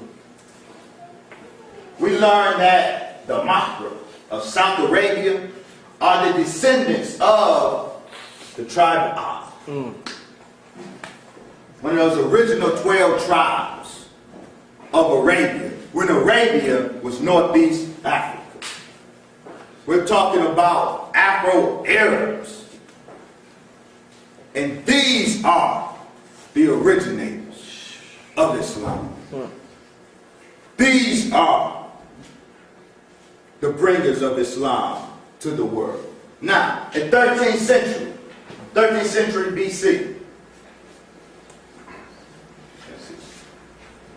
a horde of whites, Indo-European, Indo-Aryan whites invaded Arabia. The Kassites settled on the eastern Gulf, the Gulf coast of Arabia, the eastern portion of the Arabian Peninsula. The Sabians migrated further to southern Arabia. These are the origin of the white Arab. They are the Mustariba Arab, the converted Arab, the Arabized Arab. These are the original Arabs. These are not the creators of Islam. And so the error that is made in saying Islam is an Arab religion, Go ahead. and then associating Islam and the Arabism with these shows a lack of knowledge of Arabian ethno-history. And see, the point is, I will prove that right now I'm just making a claim that these people originated Islam. Don't clap yet. I have yet to prove that.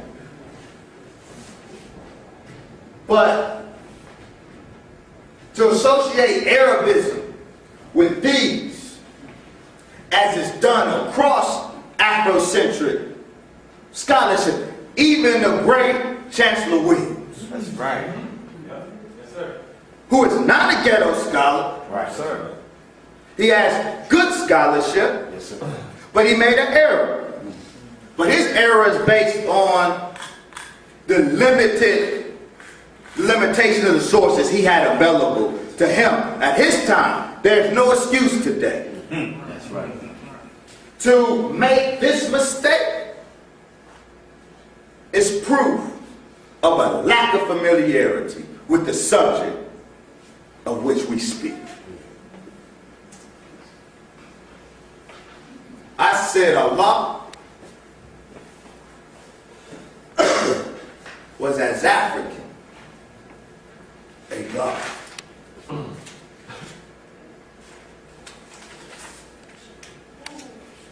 As Olodumare of the Orisha,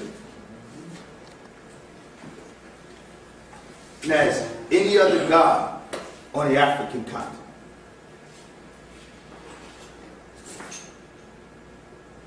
Samuel Zwingli. But history establishes beyond a shadow of a doubt that even the pagan Arabs before Muhammad's time knew that chief God by the name of Allah, and even in a sense proclaimed his unity. See, there are those who make the claim that Prophet Muhammad found the female goddess Alat, worshipped by the Arabians, and transformed her into a male god Alat. You know, the very sexist, misogynistic man that he was. He couldn't tolerate a feminine deity, so he transformed her into a male deity. This is a common theme in Afrocentric literature, which is completely fallacious, ahistorical. But history established beyond a shadow of a doubt that even the pagan Arabs before Muhammad's time knew their chief God by the name Allah, and even in a sense proclaimed his unity. Muhammad found the worship of Allah Ta'ala among the Arabs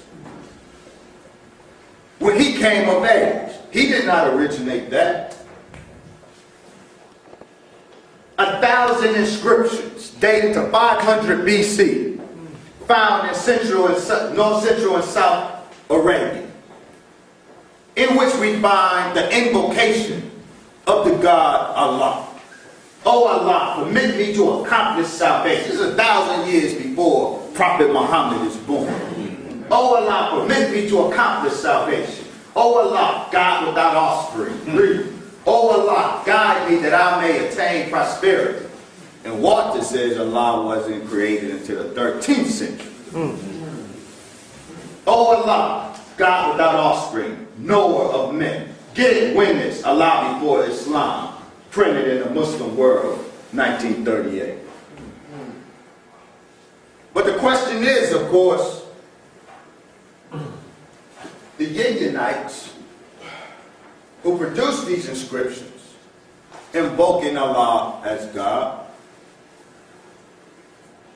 why can't they be the white Arabs? That proves that Allah was worshipped in Arabia before Muhammad. Doesn't necessarily prove that the black Arabs originated Islam. No, it doesn't in and of itself. Except that Lihyan, the tribe responsible for those inscriptions, are part of the Hutab tribe, which is a descendant of Germany. And who is Germany? One of the 12 black tribes of Arabia.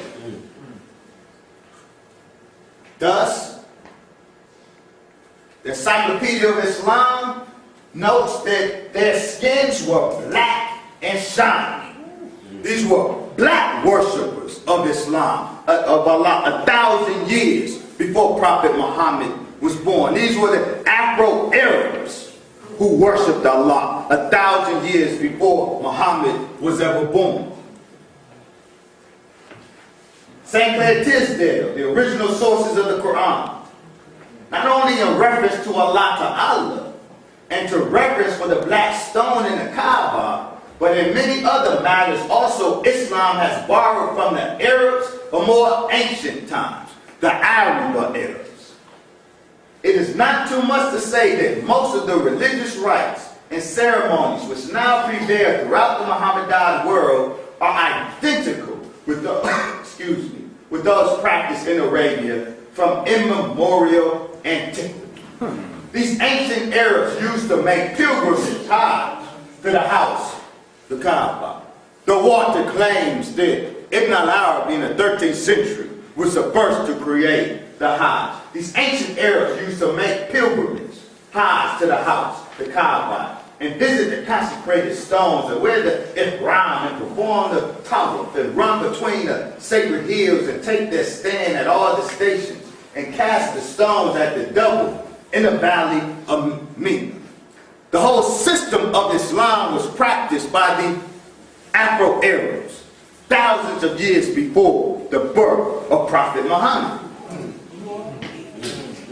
Sheikh Diab, in the African origin of civilization, says, thus, all of the elements necessary for the blossoming of Islam were in place more than 1,000 years before the birth of Muhammad. Islam would appear as a purification of Sabiism by the messenger of God. Islam is Afro-Arab religion. It's not a white Arab religion. Now I have to understand the terminology that I will be employing henceforth. I shall be referring to pre-Quranic Islam, by which I mean Islam among the indigenous Afro-Arabians prior to the revelation of the Quran in 610-632. Now, of course, Brother Walter says there was no revelation of the Quran in 632. We'll get to that in a minute. Indulge me for the moment as we work out the terminology I'm going to be employing so as not to confuse you. So pre-Quranic Islam is Islam among the indigenous Afro-Arabians prior to the revelation of the Quran. Quranic Islam, by which I mean Islam as articulated in the Quran. And post-Quranic Islam, by which I mean Islam as it was developed after the termination of Quranic revelation in 632. Do you follow? Yes, sir. Pre-Quranic, Quranic, post-Quranic Islam. Pre-Quranic Islam was black Islam. Pre-Quranic Islam was Afro-Arabian Islam. Sheikh Diab says when Muhammad was born, Arabia was a Negro colony with Mecca as its capital. See, when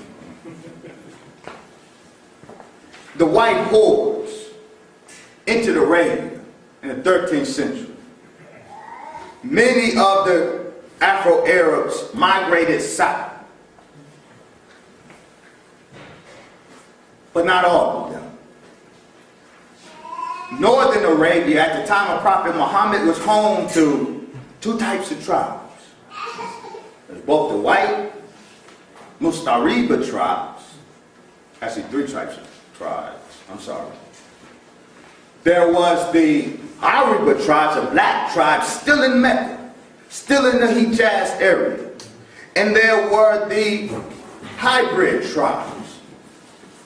Some miscegenation took place, but not a lot. Because the black Arabs, as well as the white Arabs, were very Puritan in their thinking. And endogamy was practiced, meaning they refused to mate with those white whores. So most of the blackness of Arabia was intact at that time. Now that would change, but it would change when Muslim caliphs started importing white women from Europe to fill the harem. And that changed the complexion of Arabia, changed the complexion of Islam. But that's a later development. We're not there yet. Pre-Quranic Islam was black Islam, and Quranic Islam was black Islam. Teach, Muhammad. Come on, good teaching. Let me say this, I know that offends some Muslims. Islam is universal. This talk of black Islam is offensive. I understand that. Islam, fine, is universal and its message is good for the family of humanity. This is true. I understand that. I'm not denying that. But we want clarity. This is a historical discussion, not a theological discussion right now. So for the purposes of historical clarity, I must be descriptive, because still when we think of Islam, we think of these folk. And I want to get that out of me. So I have to be clear and speak of black Islam. Meaning Islam as articulated, as developed and progressed by black Arabians, Afro-Arabians. And there are 4 tribes that were prominent either at the time of Prophet Muhammad in the reception of revelation, or in the immediate post-Quranic period during the time of the 4 righteous kings. They are very important to understanding the history of Islam. The Banu Sakum, from the clan of Banu Kinda, which was the most prominent South Arabian tribe. Forgive my spelling. Banu Sulaim, a northern tribe in eastern Hijaz and Najd. Banu Khazraj, a southern tribe relocated in the north in Medina, which were the Ansar. The helpers of Muhammad in Medina were Banu Khazraj, a jet black tribe. We'll get to that in a second. And most importantly, Banu Quraysh, the tribe with which Prophet Muhammad was born. The most prominent northern tribe in Mecca at the time of Muhammad, and the black tribe par excellence. I'm going to talk a little bit about the Quraysh. There's no understanding of Islam. There is no understanding of Islam in this Quranic development without understanding the Quraysh. Let me bring to your attention the statement by our father, Ibn al-Abbas, the cousin of Prophet Muhammad, from his uncle al-Abbas, died in 680. Our father, a Qurayshi Arab, a pure Qurayshi Arab, made this statement: I am the black-skinned one. My complexion is black. I am from the noble house of the Arabs. This is critical. At this time, nobility is associated with blackness among the Arabs. That will change.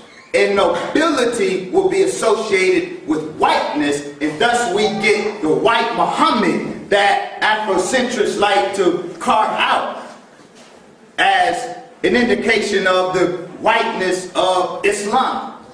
But the idea of white Arab nobility is 2 centuries off. Originally, nobility and purity of blood is associated with black skin. In fact, black skin is euphemistically means purity of blood. So Ibn Manzur, who wrote the most authoritative Arabic lexicon, the Sana Arab, speaking of Al-Fadl's statement, explains that Al-Fadl says, I am pure because the color of the Arabs is black. It's Qurayshi Arab. This is Muhammad's cousin. Now,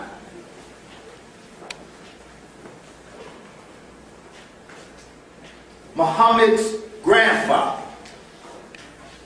Abdul Muttalib, he had 10 sons.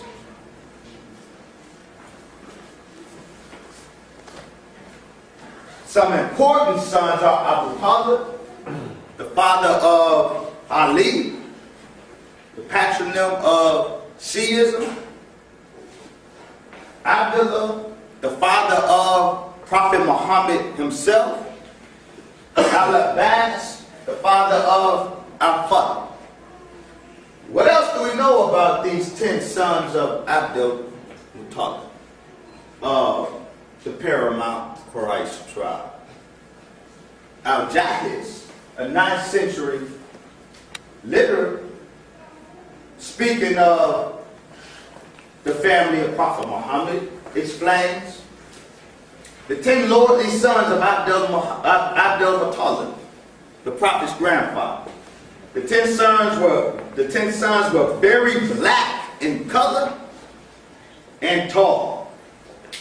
When Amir ibn Tufayl saw them circumambulating the Kaaba like dark camels, he said, with such men as these is the Quran, as the Kaaba preserved. That is to say, the 10 sons of Abdul Muttalib of the Qurayshi tribe, all jet black, including the father of Ali, the father of Prophet Muhammad, the father of Al-Abbas. This is the Quraysh par excellence, which is the black tribe par excellence. The Quraysh were a black tribe in Mecca.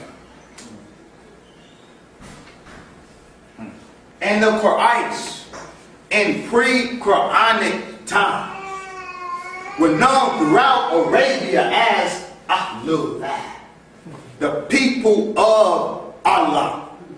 At religious ceremonies, Abdul Muttalib and the Quraysh would proclaim, Nahnu Ahlullah. We are the people of Allah. This black tribe prior to Muhammad were known throughout Arabia as the people of Allah. This is Afro-Arab Islam. Teach Mr. Muhammad, teach. Abdullah, the Prophet's father, his name means servant of Allah.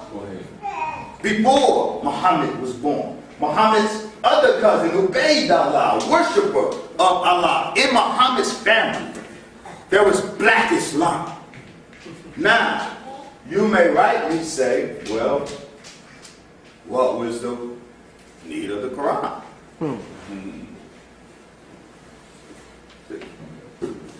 If there was this Islam. Well, the need was generated by the worshippers of Allah, not discontinuing worship of Allah, but conjoining worship of Allah with idolatry. I'm going to say this. We use the term polytheism, but that's not really the correct term, because it suggests that the acknowledgement of multiple divine beings is un-Islamic. It's unquranic. And that's not true. That's another subject for another time. The problem was idolatry. The problem was, at this point, Allah and in their mind, intermediates were worshipped through the worship of man-made statues, which was sinful in the eyes of the revealer of the Quran. So what we have here at the pre-Islamic period is not a period absent the worship of Allah. It's a period witnessing the corruption of the worship of Allah. Because Allah is still worshipped, but he's worshipped on par with his helpers. His helpers that were rightly acknowledged in the past. God has helpers. 24 of them. That's right. 12 of which have a different function and significance than the other 12. That's right. Go ahead. But that's helpers. That's good teaching. So that wasn't the problem. The problem was that the helpers were exalted and were worshipped through idolatry. But even in that situation, there were, in pre-Quranic times, there was a black Islam, free of the corruption. They call them the Hanifs. Black Arabian worshippers, acknowledgers of the oneness of Allah, the rejection of idolatry. And one of them, Zayd ibn Ahmad, was the first one to introduce Prophet Muhammad to the worship of Allah, the one God. Yeah, I know Muslims don't like this part of the biography. Go ahead.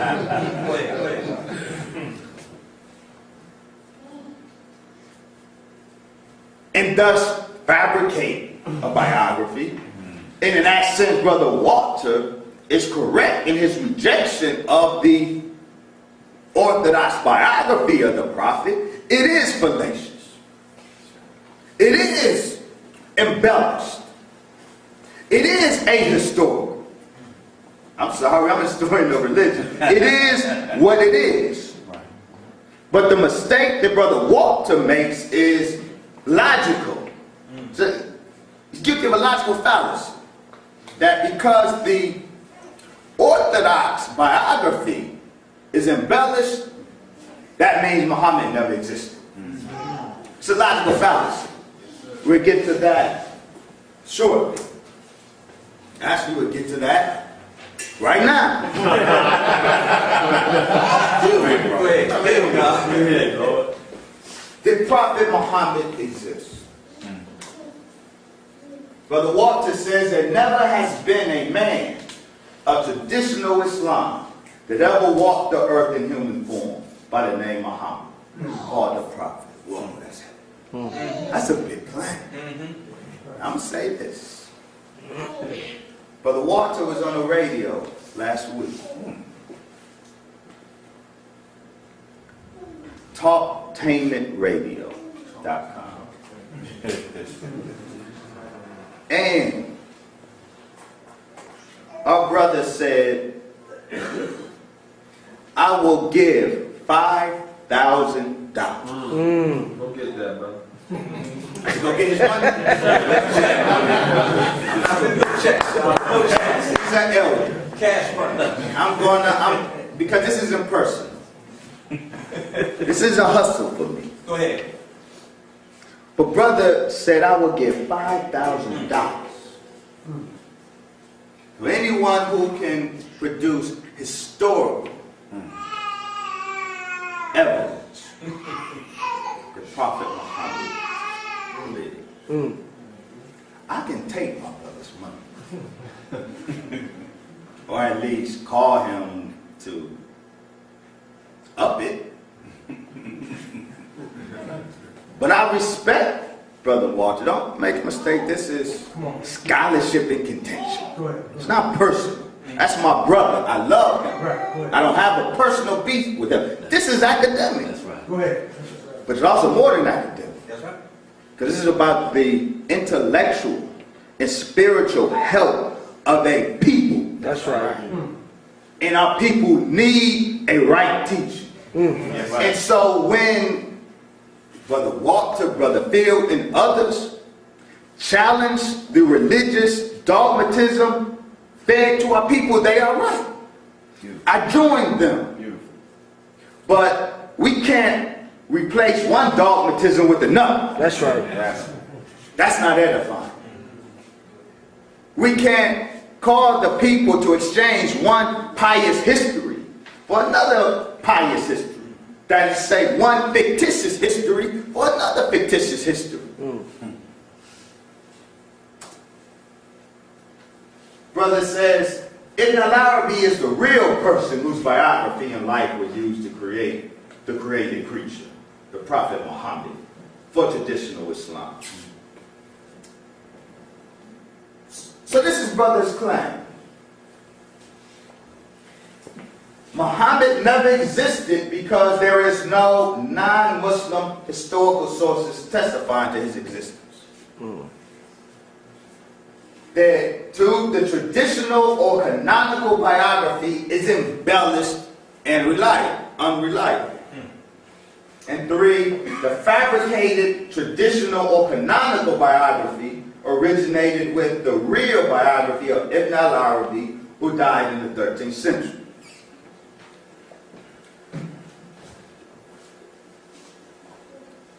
Point number one, Muhammad never existed because there is no non-Muslim historical sources testifying to his existence. We're going to get to that in a second. The traditional or canonical biography is embellished and unreliable. That is absolutely correct. In my dissertation, my doctoral dissertation, I demonstrate, for example, there's some critical aspects of the biography of the prophet. It's non-historical. You know, like the angel Jibril coming upon Muhammad in the cave, Mount Hira, revealing, read in the name of thy Lord, who created man. That's an ahistorical, embellished narrative. I'm sorry, it is. My dissertation is available for free at drwesleymuhammad.com. Download it and let's discuss it. The story of the ascension to heaven. You know. The winged steed, Barak. The prophet mounts the winged steed with a human face and wings, who carts him through the 7 heavens, meeting a prophet along the way. I am not saying that no theological, symbolic significance can be extracted from that. You can extract theological significance from a lot. But we err in saying that it's Quranic, because it is not. And we know the history of it. And that narrative developed over a century after the prophet departed. So it's a part of the embellished biography of the prophet. The prophet's biography is embellished. You are right, Brother Walter. Does that mean Prophet Muhammad never existed? Because his orthodox biography is embellished? We will get to point number 1. Point number 3, he says, the fabricated, traditional, or canonical biography originated with the real biography of Ibn al-Arabi, died in the 13th century. In other words, the orthodox biography that we have is Ibn al-Arabi's biography, or was generated by his followers in the 13th century, drawn from his life.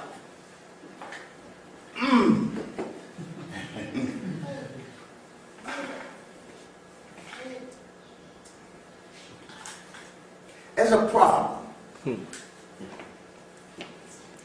A problem it could have been avoided rather easily if brother would do what is said among the gods, knowledge before your wisdom. That's right. Go ahead, break it down.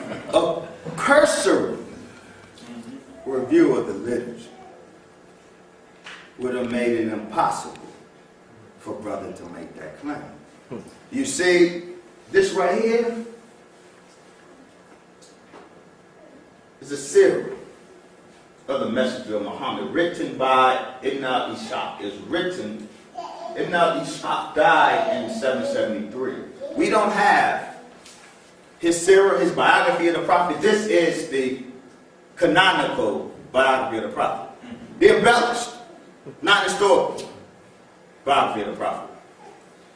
It was edited by Ibn Hisham, who died in 883. So we have today, the 9th century, Ibn Hisham recension of Ibn Ishaq's canonical biography of the Prophet. We even have it in English translation. Now this is a 9th century text, which doesn't at all mean the Prophet's biography is historical, but it does mean it pre-existed Ibn al-Arabi by centuries. Good point. Good point. All brother had to do was do a cursory study. He could have got the English translation of the 9th century text. It can be argued that Ibn Hisham corrupted what Ibn Ishaq wrote, and he did. It can be argued that this is an embellished biography, and it is. But it's a 9th century text. Ibn al-Arabi wasn't a thought in anybody's mind for centuries. How then can the canonical biography that appears here originate with a man born centuries later? What really is going on?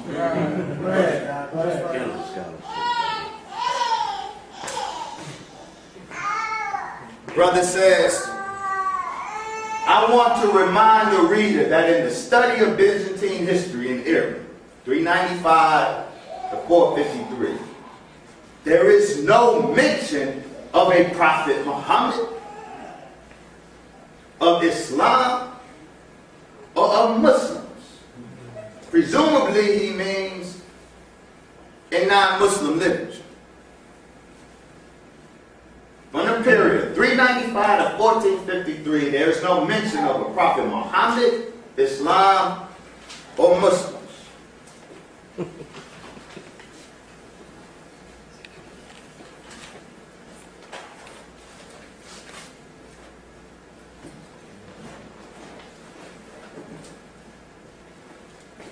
To be honest, this gets painful after a point.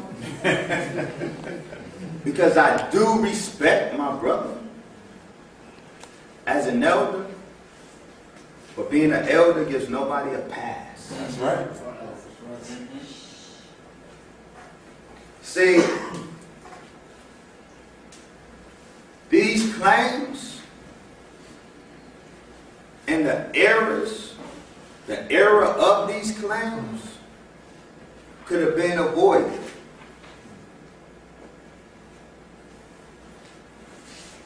by a legitimate historical study. See, Robert Hoyland, professor in Arabic, Middle East Studies at St. Andrews University, in 1997, published a very important book, 820-page book, Seeing Islam as Other Saw It, a survey and evaluation of Christian, Jewish, and Zoroastrian writings on early Islam. It is 120 non-Muslim documents in the first century of Islam. These documents speaking about Islam from their perspective, Most of these are Greek, Armenian, Latin, and some Chinese. They're reactions to the conquest from the Muslims. As the initial wave of Muslims erupted out of Arabia, conquering the immediate area, the people who were conquered reacted to their conquerors. And we find, for example, the Chronicle of Thomas, the priest, written around 640, written in Greek. And Thomas says, in the year 945, in Diction 7, on Friday, 4 February, which is 634 in church chronology, Usherian church chronology, 634, at the 9th hour, there was a battle between the Romans and the Arabs, a Muhammad, a who? A Muhammad in Palestine, 12 miles east of Gaza.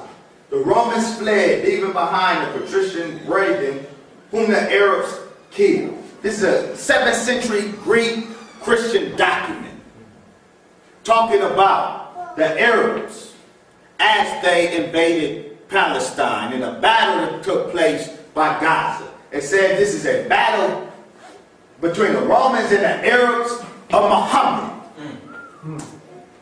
An Armenian source, the Sabios Chronicle, written around 660. Sabios says, at this time there was in Israel, he wrote a Chronicle of the World. And in this section dealing with the latter 7th century, wherein he lived, so at this time there was an Israelite called Muhammad, a merchant. He presented himself to them as though at God's command, as a preacher, as a way of truth, and taught them to know the God of Abraham. But he was very well informed and very well acquainted with the story of Moses.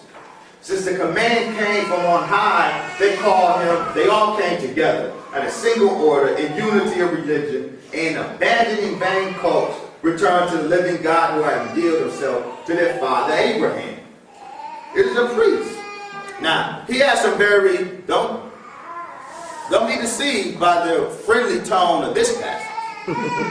He has some very non-friendly things to say, but in here he acknowledges Muhammad as a preacher among the Arabs, around whom the Arabs unified, and he said he legislated for them not to eat carrion, not to drink wine, not to speak falsely, and not to commit fornication. Written 660. An Israelite called Mahmud, which was the corruption of the Western corruption of Muhammad. And he knew him as a merchant. There are aspects of the canonical biography. There's a kernel of historical truth. We're going to talk about how we might mine that out in a moment, or whether we can mine that out in a moment.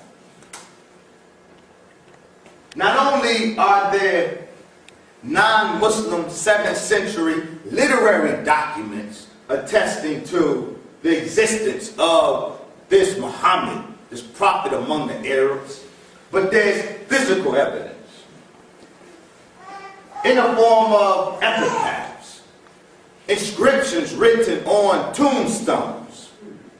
And there are tombstones dating from 691, 720, 771, and 814, which bear, among other things, reference to Islam. Because remember, Brother Walter says that first Mohammedanism emerged in the 13th century.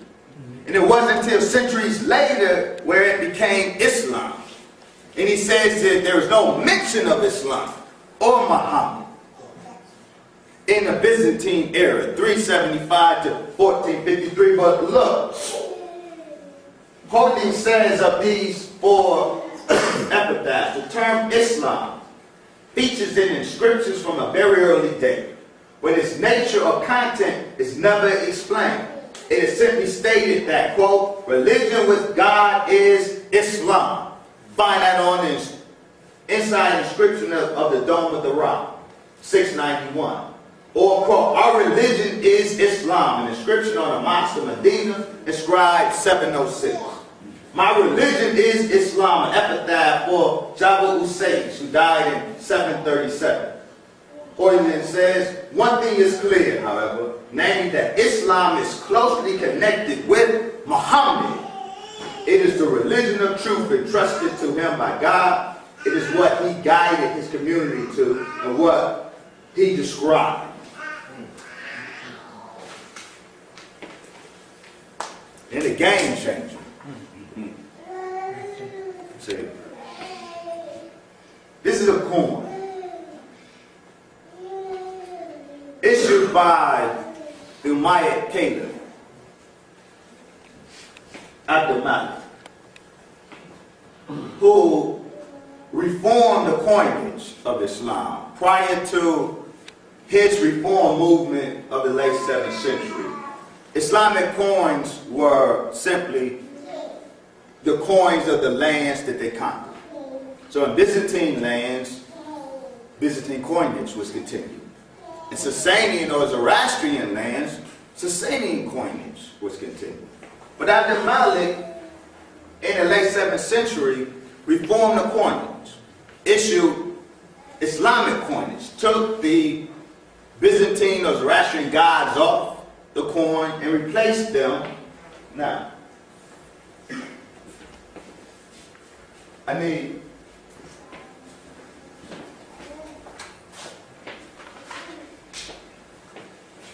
see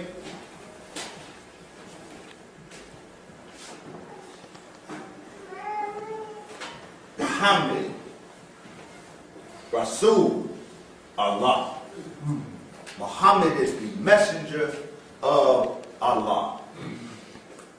It is in the museum in Jordan, the National Museum in Jordan, today. So Hoyland, in this great book, which, again, a cursory study of Islamic history, would have brought this work to Brother Walter's attention. This is it's a standard work, the most exhaustive work of Islam in non-Islamic sources. Hoyland concludes thusly: non-Muslim and archaeological testimonials, when carefully supplemented by Muslim evidence, can give us some interesting insights into the 1st century of Islam. In the early 640s, the historical record alerts us to a new phenomenon disrupting the familiar course of late antique world. Arabs, equipped with a new name, Muhajirun, in a new era, were overrunning regions as far afield as Egypt and Iraq. Patently, a new movement had been born, but its nature is unclear. Non-Muslim writers in the 1st century AH, after the Hijrah, attest that it was strictly monotheistic and iconoclastic. It was against idols and icons, images. That its adherents had a sanctuary, the house of God, of Abrahamic association, called Kaaba, towards which they prayed and at which they sacrificed and reverenced a stone. And also that they followed Muhammad, who was their guide and instructor, whose tradition and laws they fiercely upheld. It is thus evident that the early Muslims did adhere to a cult that had definite practices and beliefs and was clearly distinct from other currently existing faiths. This is also confirmed by archaeology for the period beginning in 691, when the inscriptions proclaiming allegiance to Muhammad and his religion are found in abundance on buildings, milestones, rocks, coins, papyri, textiles, and so on. Quote, Our Lord is the one God. Our religion is Islam and our prophet is Muhammad, as it is succinctly put by Walid in his inscription of 706 on the mosque of Damascus.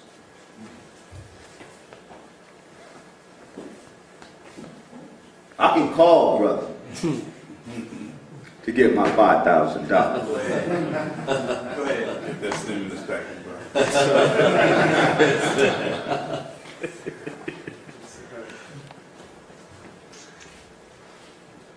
In terms of the canonical biography of the prophet, which is embellished, most of which is not historical. But does that mean that the Arabic literature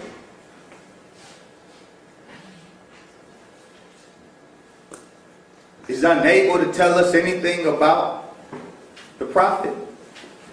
The canonical biography developed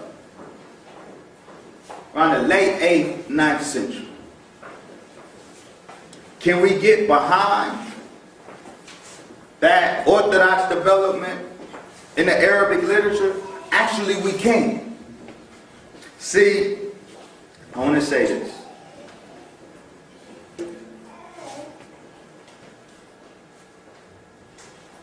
We have to stop writing on subjects with which we have minimal familiarity. And I'm saying in particular, let's start writing on the history of Islam without getting the requisite training to do so. Because we make a mess of things and embarrass ourselves. That's right. Because, see, if you don't read Arabic and German, stop. The English literature on Islam is sufficient to introduce readers to Islam.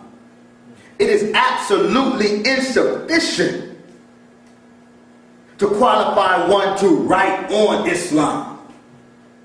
Most of the critical scholarship on Islam is German. So if you don't want to, if you can't learn Arabic, you can do mildly okay, learn German.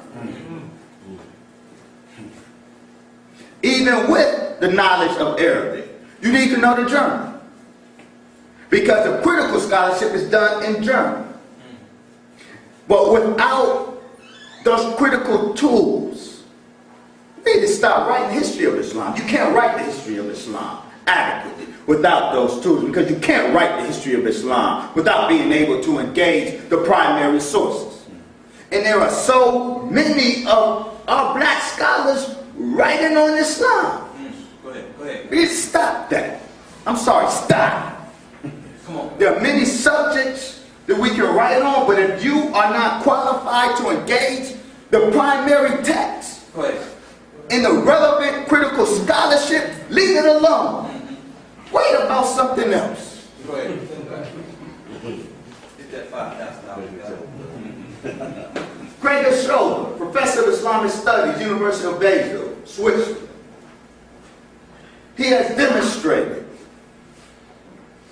has developed a critical methodology whereby the Arabic sources can be mined such that we can trace a biography.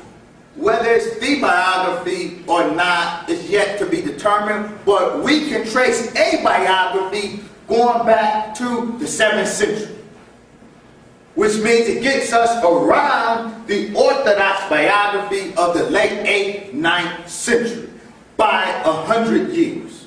Now, that biography may or may not be the biography, historical. But what this does show is that we are in a position now to produce, and he has a grant in Switzerland to produce such a biography, a 7th century biography, which further demonstrate the fallacy of the claim that Muhammad began with Ibn al-Arabi. There is no discussion of Muhammad until the 13th century.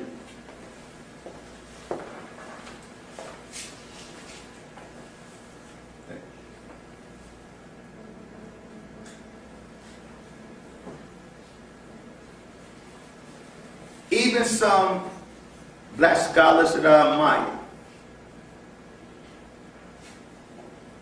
Wayne Chandler, for example, was not at all a ghetto scholar.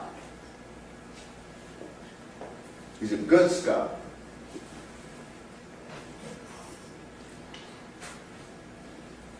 But writing on Islam,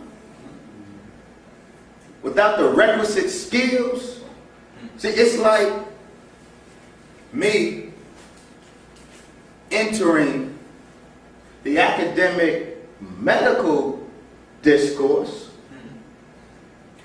having only read my college biology textbook. I don't know the jargon, the technical jargon, because textbooks aren't jargonized. It's especially made amendable to, accessible to non-scholars. So I won't learn a medical jargon by my freshman biology textbook. Yet I would presume to write on and enter into the public scholarly discourse a medical discussion. Nor can I intelligently examine human anatomy. Not in its details. So I can't really draw on a primary source of human anatomy. And the extent of my literary introduction or literary expertise is a textbook. How foolish am I to presume to enter the academic discourse on medicine? Would you buy a book from me on medicine? I wouldn't buy a book from me on medicine. But this is what we do. We have to stop. We have to resist. Everybody has an opinion.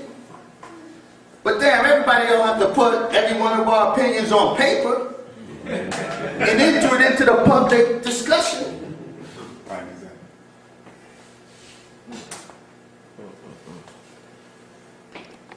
Brother says the Quran was written and formulated by Jewish scholars and rabbis of the Jewish organization, the Alliance Israelite Universal of Paris, France, and Syria in 1870, and accepted by the Arab world, the Arab Mohammedan world in Cairo, Egypt in 1919.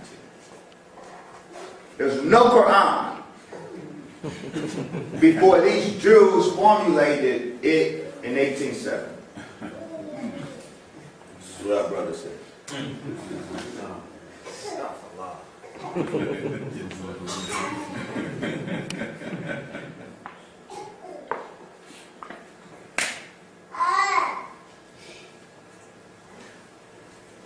This whole development could have been avoided. This lecture could have been preempted, but it never happened. If brother just engaged the standard academic, not Muslim, none of these are Muslims, the standard academic literature. For example, had brother availed himself to Francois de Rocher's The Abbasid Tradition Qurans in the 8th to the 10th centuries AD, he would have readily available the evidence of early Qurans. De Rocher demonstrates in the Abbasid tradition the earliest copies which can be dated or which have been dated using reliable evidence are known to originate in the second quarter of the 9th century, around 850. Now, how do we date Qurans? Well, it's argument. It's a legitimate argument. Right? Making these claims for these early Qurans. And Muslims have made exaggerated claims, claiming that the Quran of Uthman is in existence in some of these I will show you. Goes back to Uthman. No. How do we date Quranic manuscripts? There's 4 ways to date Quranic manuscripts. Codicology, the study of the materials used in the history of the codex, whether it was papyrus or parchment. Paleography, the study of the ancient writing, or orthography, how the letters, how the writing appears. Because writing has a development. For example, some of the Qurans are written in the Hijazi script, which is different from the Kufic script. And whether this manuscript is in Hijazi or Kufic allows us to date it to one period or the other. Because there's a time when Hijazi was used and then it was stopped. It was discontinued. There's a time when Kufic was used and then it was discontinued. Philology, the study of language through text. And radiocarbon dating. The Samarkand Quran dates in the 9th century. It is currently in the Tashkent Library in Uzbekistan. This Quranic manuscript was carbon dated by Oxford University in 1992 and was able to confirm that this was written sometime between 565 and 855. That's what the carbon dating told us. The orthography allowed us to narrow that window because this is Kufic. And we know this is late Abbasid Kufic. So this was written not in the 7th century as the Muslims wanted to take the lower end of that carbon dating, hoping to identify this with Uthman's text. But we know that is impossible because the script is Kufic, late Abbasid Kufic, which means it was developed in the late 9th century. Which means we don't have the Quran of Prophet Muhammad here, but also means we have a Quran long before the Jews of 1870. Now, I want to say this about the Quran.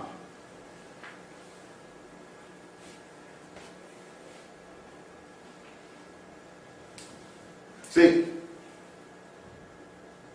Muslims ill serve our cause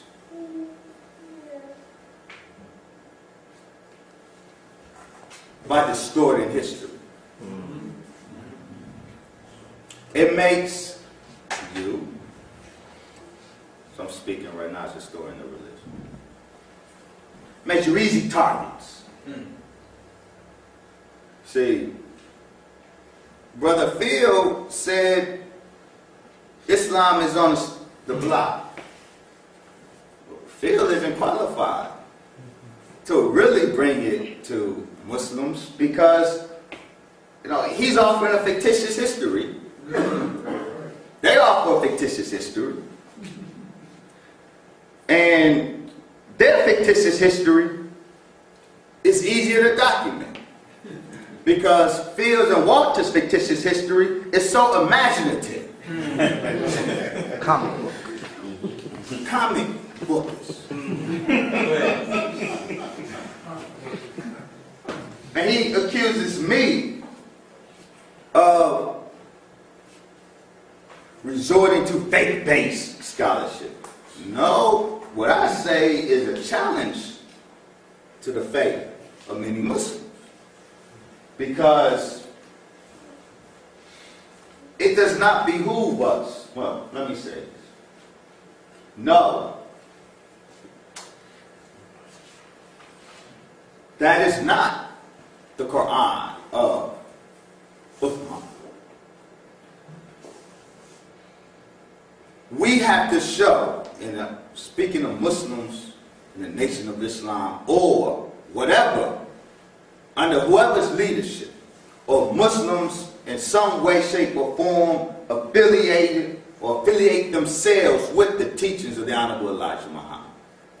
We don't have to co-sign the pious fictions of Orthodox Islam. It does not serve us well to do so. See, we don't have the Quran today of Prophet Muhammad. No, you don't. See, the Quran we have is a recension of the third caliph, Uthman. He standardized this Quran. He is responsible for its codifications, bringing together. But there were Qurans prior to Uthman's Quran. They differed in ways from Uthman's Quran. Uthman ordered them destroyed. And that was resisted bitterly. There was a Quran in Kufa by Ibn Mas'ud who differed, for example, from our Quran in that it didn't have Surat al-Fatiha. Didn't have the 113, 114 surahs of the Quran. Nor did the Syrian, the Basra Quran by Abu Musa had those surahs, but it also had surahs not in our current Quran. In Damascus and in Syria in general, outside of Damascus, there were different Qurans. Uthman ordered their destruction after he codified his Quran. And the Quran of Uthman was bitterly opposed by many of the companions of the Prophet because they charged that it was, among other things, incomplete.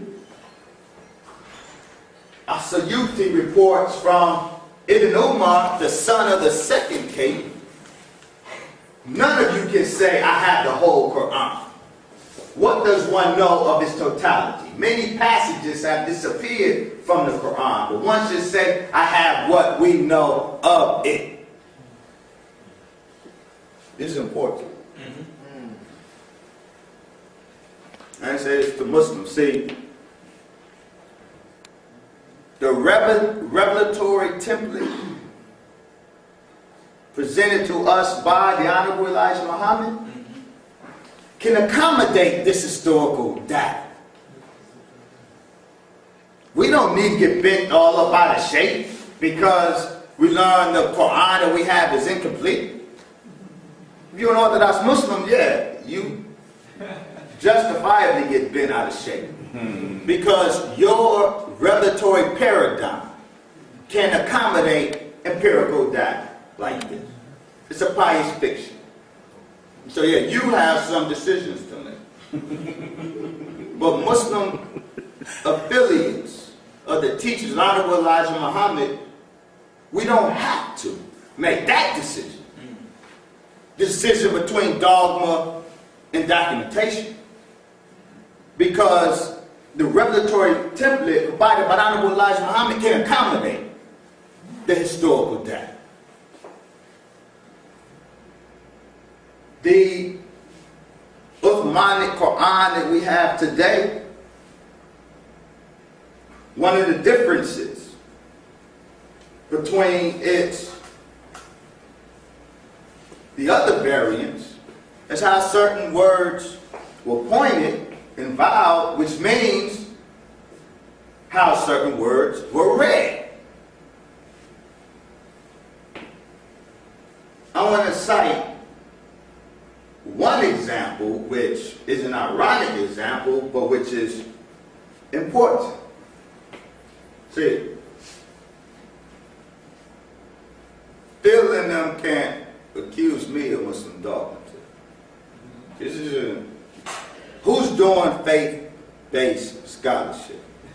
See, Egypto metaphysics is a religion. Go ahead. There you go. There you go. It's a religion because it is based on faith. Faith about what ancient Egypt was, a distorted picture of Egypt, and investing religious faith in it and what it can do for us. That's religion. That's textbook religiosity. Yes, sir.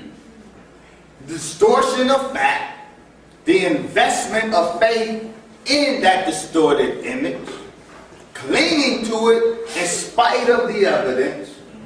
See, what they want to do is ask us to replace one religion for another. That's right. I say, leave them alone. Be critical. See, I called for this in Toronto. All of them. Let's put them on the table. Let's put Islam on the table as taught by the Muslim world. Let's put Islam on the table as taught by the Honorable Elijah Muhammad. Let's put Christianity on the table, Buddhism, Hinduism, Afrocentric or Egypto metaphysics on the table. Come on the table. Let's discuss this. That's right. That's what we need to do. Let's all provide the empirical evidence in support of what we claim. That's right.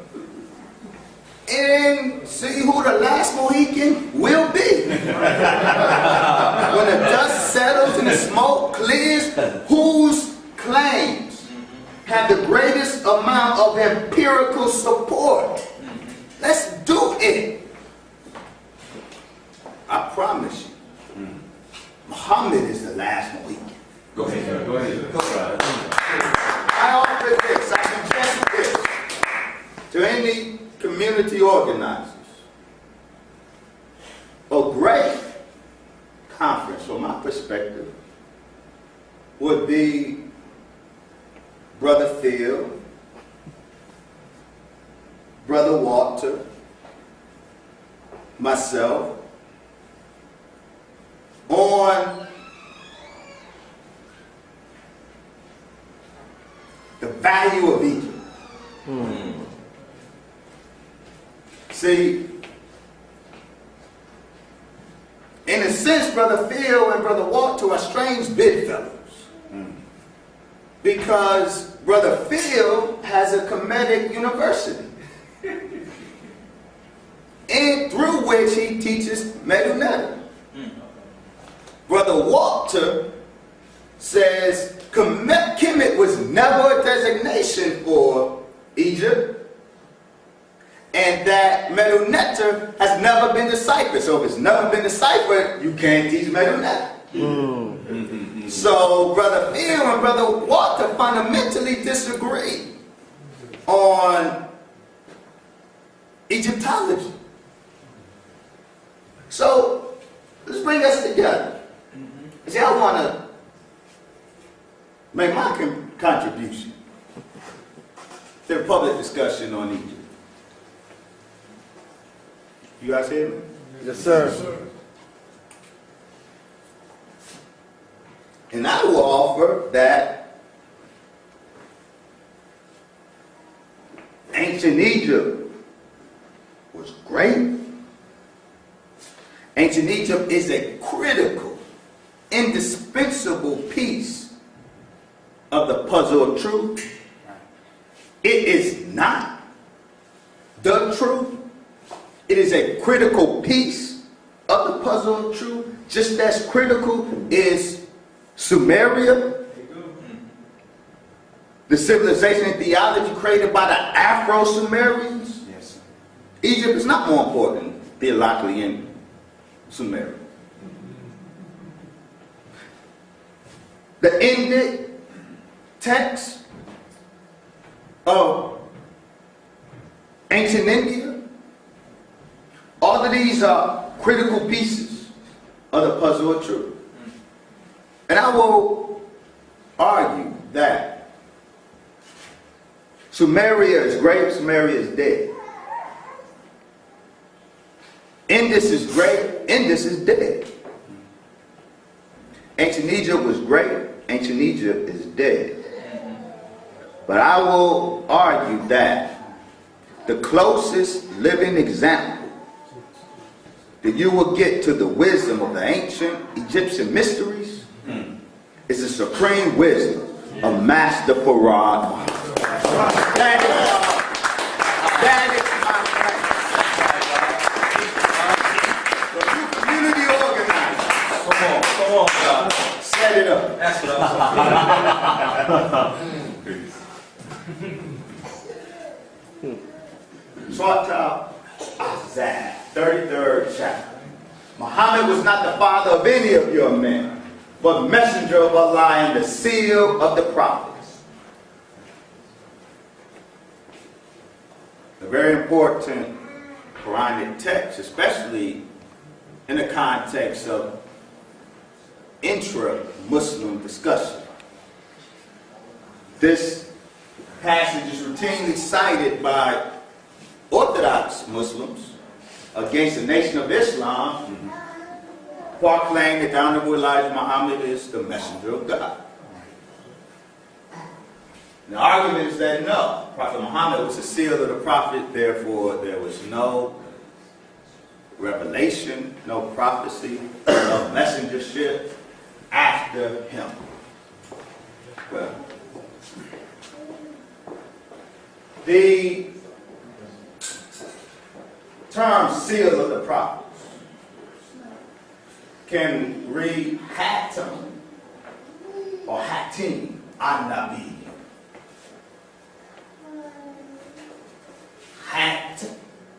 Hatim, I-M, with a kesra, or Hatim, with a fatim. What's the difference? Actually, a very significant difference.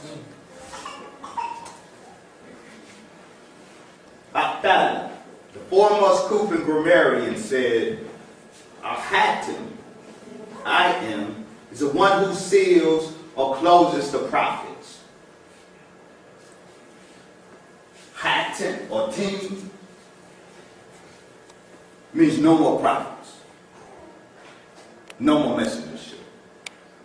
On the other hand, Hatim, the Fatah, means the best of the prophets in character and physical constitution. So the question is Prophet Muhammad Hatim or Hatim an-Nabiyyin of the prophets? Is he the closer of the prophets, or is he the best of the prophets? Which doesn't mean there's no more prophets after him.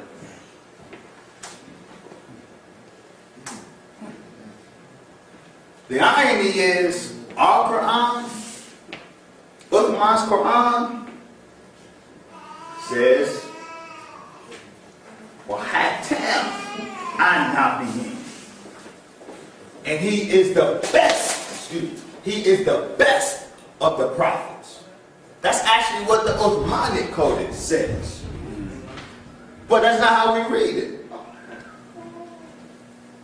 Aisha, the wife of the prophet, the favorite wife of the prophet, say that the prophet is the seal of the prophets, Hatim an-Nabiyyin, and do not say that there is no prophet after him. What has happened, even though the current Quran, Uthman's Quran, reads Hatim, the best of the prophets, the meaning of Hatim is transferred to the text of the Uthmanic Codex. The Uthmanic Codex is left alone, presents the prophet as the best of the prophets. Not the last, not the end of prophecy. Why do I dwell on this point? Because Muslims must abandon our inclination to pious fiction. This discourse is too serious. This discourse is too serious. And dogmatism, be it Muslim, Christian, black Muslim,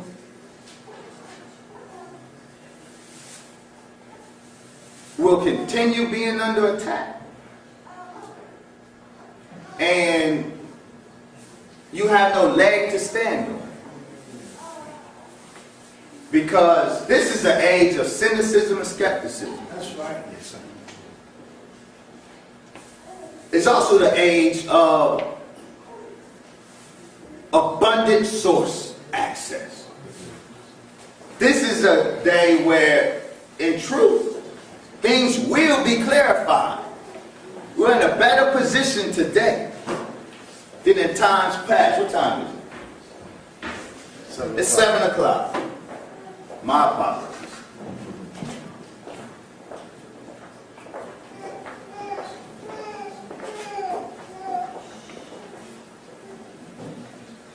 I will. Y'all want to get this on record?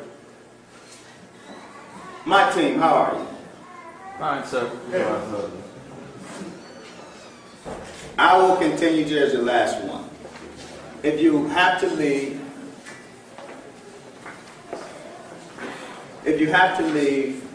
feel free. You can get the remainder of the presentation on DVD. But I want to get this on record, so this is a message. Send it as a letter, audio-visual letter, to Brother Walter, Brother Phil, Brother Ray, Brother Aline. Was Muhammad black or white? Inevitably, the question arises.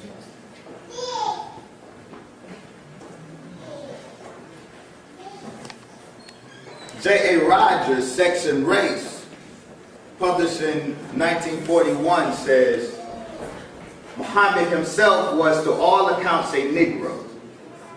A contemporary of his describes him as large-mouthed and bluish-colored, with hair that was neither straight nor curly, that is, hair that was probably frizzly like that of the Fuzzy Wuzzy.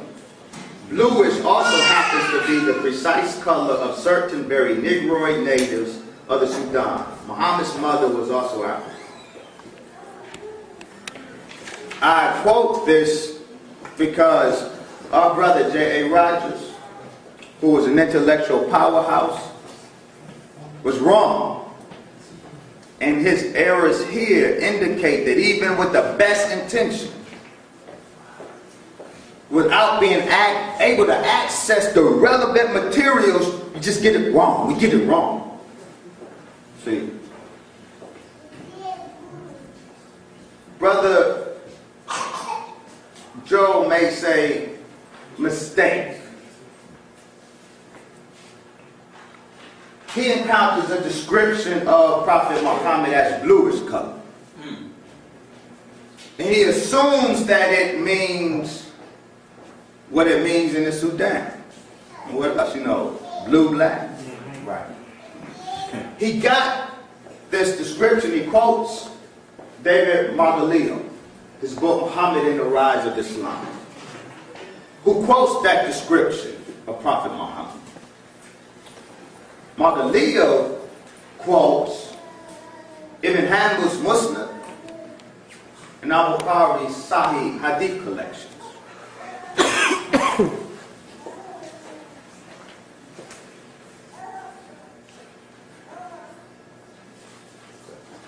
About 10 minutes. The mistake that brother makes is he doesn't understand that Arabic chromatology, the study of colors, is different from our study of colors. See, in Arabic, white and black can be noted in different ways. White, abyad, is also written as ahmar, red. It is also written as azraq, blue. That is to say, blue in Arabic means white, not blue-black. They don't say blue-black, they say green-black. Because aswad, black in Arabic, is written akhdar, green. So it's green-black in Arabic, blue-white. And so the description of Prophet Muhammad as blue does not mean that he was black.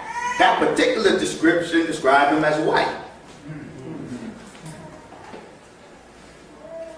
And thus, the famous description of the Prophet found in Sahih Bukhari, narrated by Anas ibn Malik. While we were sitting with the Prophet in the mosque, a man came riding on a camel.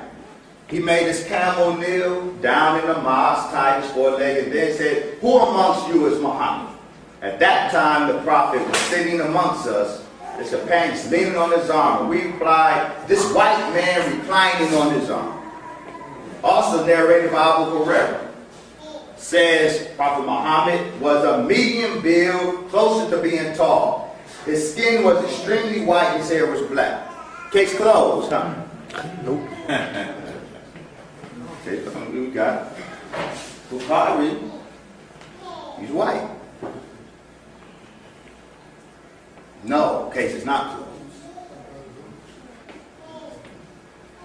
In Tirmidhi, the student of Bukhari, have a fuller discussion of the description of Prophet Muhammad. And Anas ibn Malik says specifically, the Messenger of Allah was neither very tall, such that he would be clearly noticed, nor was he short. He was not extremely white. First we met that he was extremely white. Now we meet that he was not extremely white, nor was he very brown. His hair was neither very curly nor completely straight. That's the first hadith. The second hadith says this in his collection. The Messenger of Allah was a medium stature, neither tall nor short, a goodly build. His hair was neither curly nor completely straight. He had a brownish complexion. And when he walked, he leaned forward. Now, I'm going to abbreviate this. The evidence clearly indicates that this is the earlier and most authentic description of Prophet Muhammad as brown skinned. Where and why do we get his genealogy, for example, attest to it? All of his cousins, his uncles were black. He's from the black tribe now. He clearly wasn't jet black, but he was brown. And brown is different from Akhdar.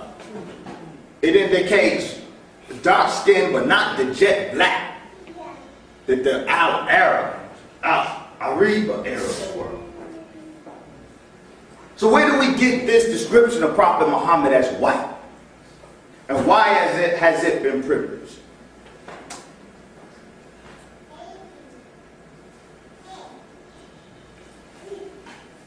I won't talk about all of that. Where do we get the description of Prophet Muhammad as white?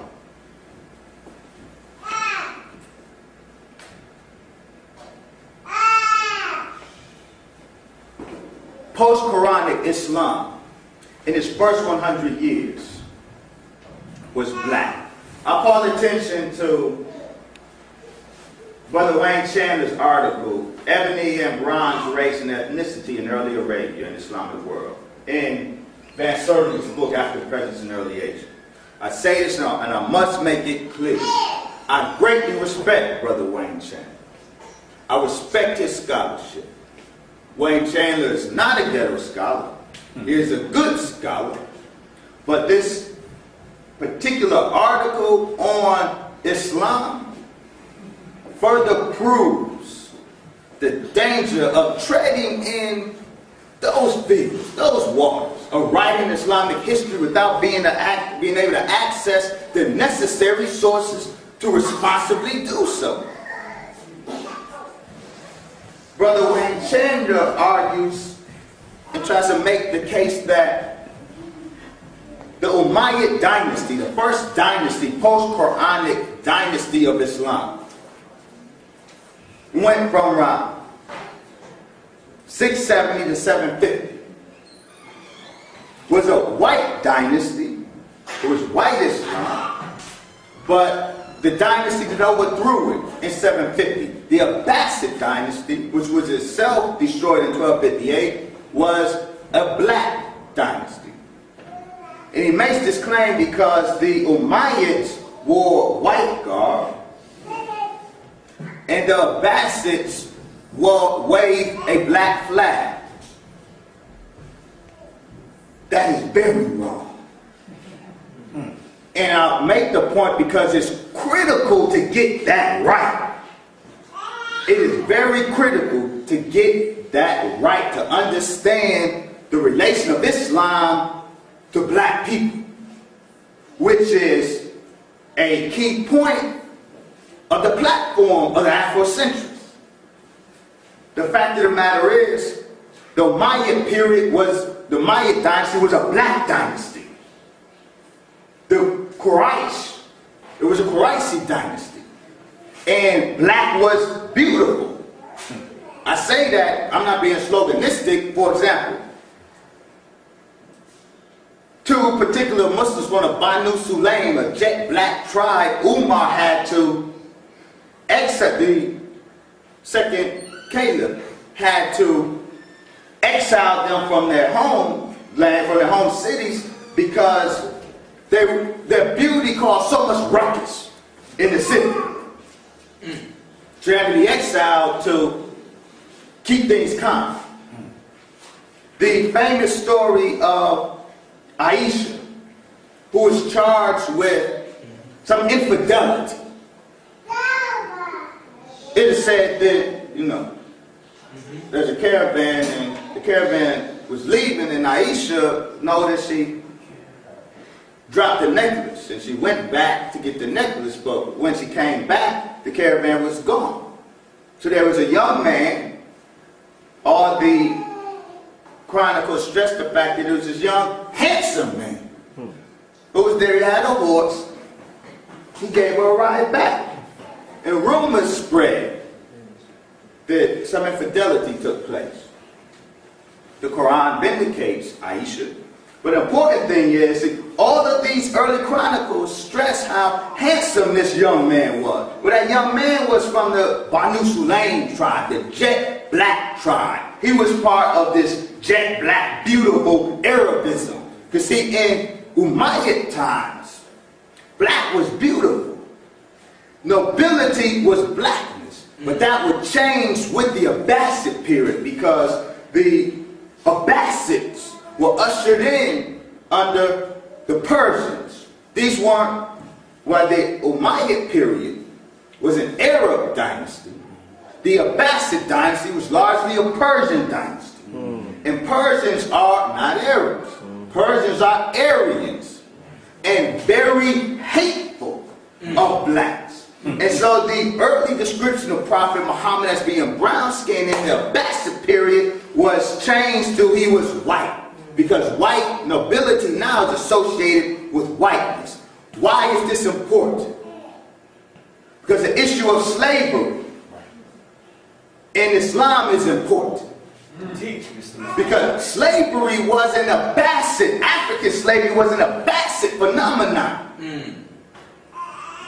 The Persian and the racism, you can march out, and Bernard Lewis collected a lot of literature attributed to Prophet Muhammad and others, hateful of blackness. All of it is Abbasid. All of it reflecting the Aryan ethos of the Persians at the root of the Abbasid revolution. And so we unable to critically engage the sources. See, that's why this era, I have to clear it up. I respect Wayne Chandler, but that's an era that must be cleared up. The Abbasid period was the white dynasty. And it was during this period period where the racism, the characteristic Muslim racism crept into Islam and overtook it. And it was this period where Islam became anti-black. Islam will become anti-black. At least certain articulations of Islam will become anti-black. But that was centuries later. Now, I wanted to talk about the conquest of Egypt, Islam's relationship to Africa, but it's late. I say that for maybe a conference that one of you great organizers, and the organizers will put together. Yes, sir. What's the long and short of this? Yes, sir. A couple of things. Not just with Islam, but in general, this college industry of ghetto scholarship where we are too quick to write and not tireless enough to do the requisite research before we write.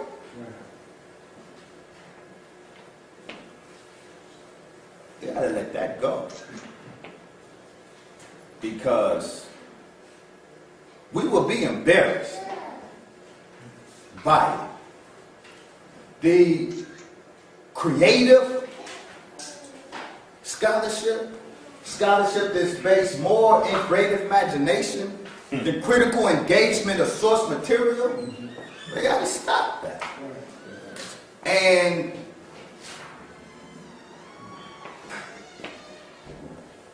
is what I presented faith-based, twisted research?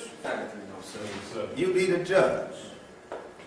But I think a public discussion is in order. Yes, sir. Cast down our rods, all of us.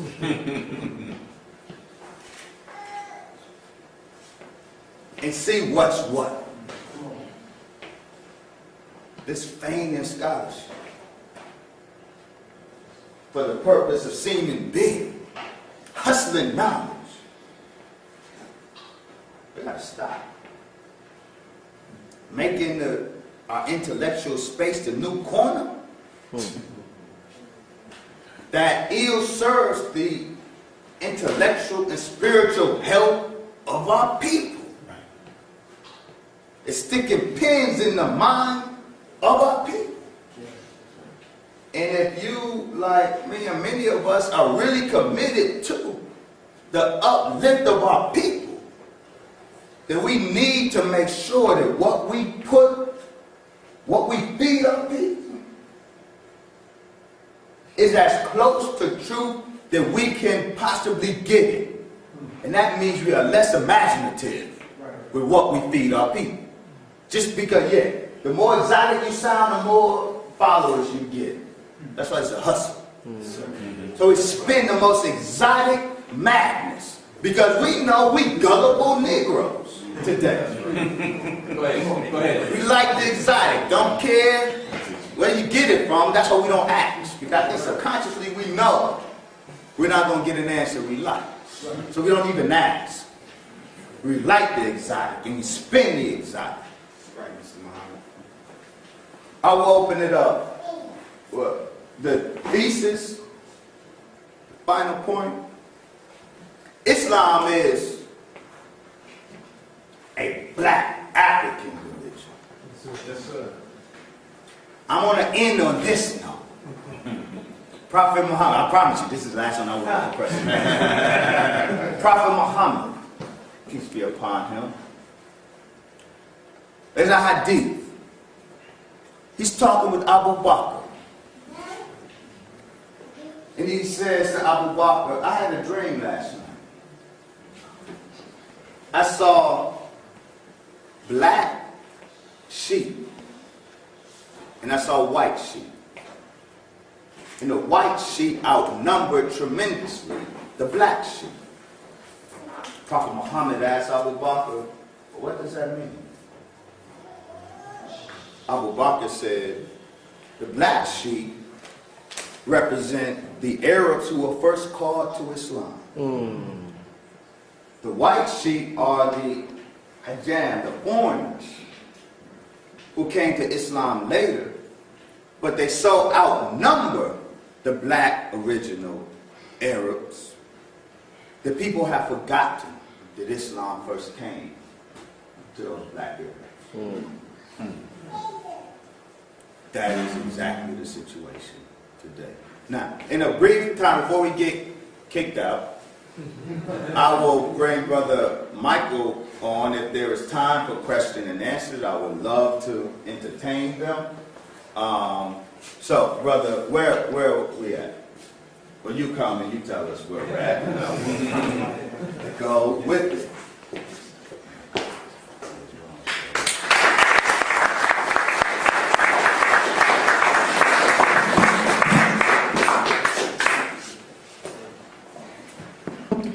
After all those hours of intense dialogue, because as he was speaking, you were listening, you can do better than that. Give up, brother.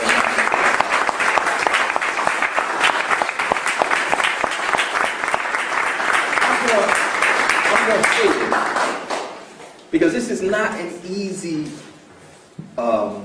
subject to defend, and certainly not an easy one to teach when you are teaching it in the method that our brother is teaching it. So if you occasionally found yourself going like this, it's okay. You have to read more or get more rest. We have to expand our vocabulary and strive to understand more of what it is that we study from a historical context, and remove from our study and our education the religiosity, the emotionalism. I'm not saying that it doesn't have relevance, but we should strive to remove that from our understanding completely of what our brother presented to us today. Now, how many of you would love to ask our brother some questions? Okay, I saw some hands go up, so I can't deny you the opportunity to have your questions answered, since you sat so patiently and listened to our brother speak. So let's bring our brother back up, Brother True Islam, and what we'll do is we'll allow our brother to acknowledge you by a show of hands. And as he answers your questions, let's be brief when we ask our questions so that we can get a brief answer. Oh, yes, sir. Yes, sir. And just be brief with your questions so our brother can give you a brief response and move on to the next person anxiously awaiting. And if you can, please speak up loud enough so that we can capture your voice on the microphone for our audience that will be viewing via internet. All right? Brothers and sisters, Islam. Yes, sir. Peace, blood. Peace. The presentation was immaculate, and it was fantastic. My question is philosophical in nature, but I wanted to just preface it by saying this. My foundation is the Honorable Elijah Muhammad. As I began to matriculate, I came into the Nile Valley craft of Amun Ra, particularly in Brooklyn, New York. And as I was developing, going through initiations, I was constantly interjecting the Honorable Elijah Muhammad with the understanding, because I agree with the analogy that you made of the lessons of Master Farrar Muhammad being the current living example of what I would call, not in I would call metaphysical, but not in the term that is so often said today, that I believe that Brother Phil represents and a couple of others. My question to you is, do you see a marriage between the great scholarly type of work that you obviously presented tonight and a phenomenological understanding of symbolism that is being miscalled metaphysical science? Because the analogy that you closed with, where Prophet Muhammad was talking to Abu Bakr, is what I understand to be it's divination from an oracle standpoint. I had a vision that has phenomenological meaning, and you looked into this vision and you were able to bring it into reality. That science is a true African science that says true knowledge is done through initiation of united minds, where we all come together as Allah, and that is the true scholarship. That scholarship is greater than academic scholarship in terms of the fact that you can't study yourself more than you can be yourself, which being yourself is being the original man and is being God. So I want to know, do you see a marriage? Because oftentimes I see brothers like yourself and other brothers, like some of the brothers you mentioned, draw a line, and I see the bridge. But sometimes I see that brothers don't necessarily see the bridge. Thank you. Thank you, sir. I absolutely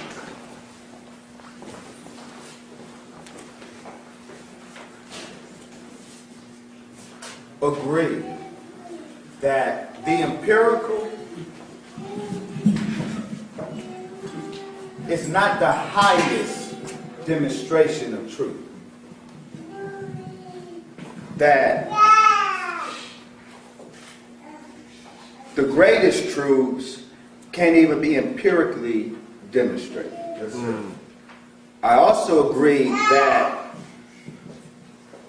some of those higher truths can be extracted from an understanding of the symbolism, the phenomenology behind the symbolism of ancient Kemet, Sumer, and India. And in fact, I made this point in Toronto.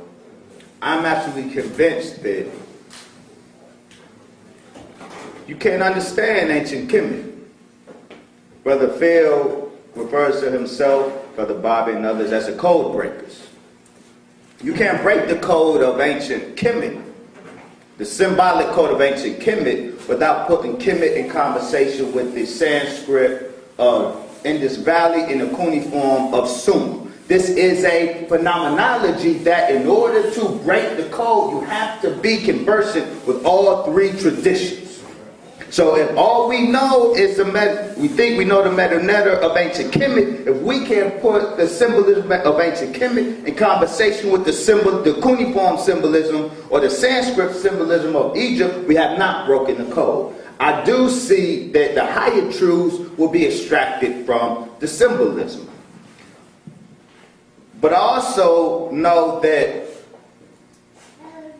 one cannot do 12th grade math without doing 9th grade math. See, Brother Phil said this. He said about the famous man, he said, I know some of you would decry that what I'm saying isn't in accord with historical facts. He said, that's all right. We're doing metaphysics. We are beyond historical facts. See, that's the problem. That's ghetto scholarship. The higher truth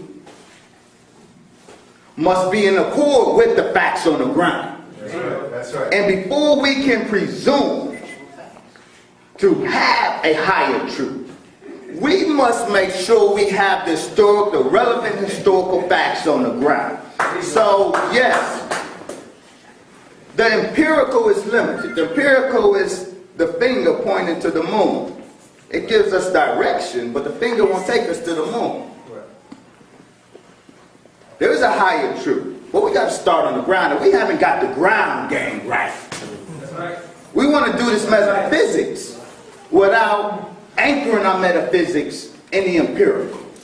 And so, yeah, that is where we need to go, but we got to clean the basement up first. I hope I answered your question. Yes, that's right, brother.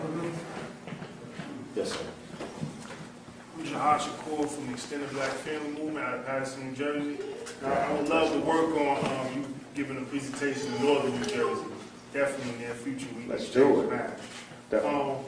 My question I gotta ask is, you know, is for everything surrounded by chematology and everything. You said that Sumeria was more important, I think. No. I'm not exact quote, but Well, no. I said Kemet was not more important than Sumer. I didn't say Sumer was more important than Kemet. My whole point is you can't extract the greatest maximum value from your study of Kemet unless you put it in conversation with Sumer or India. Because there is a phenomenological language. Right. There's symbolic language because Sumer, Kemet, and India are actually, in this matter, actually children of a central civilization. I didn't get to that today.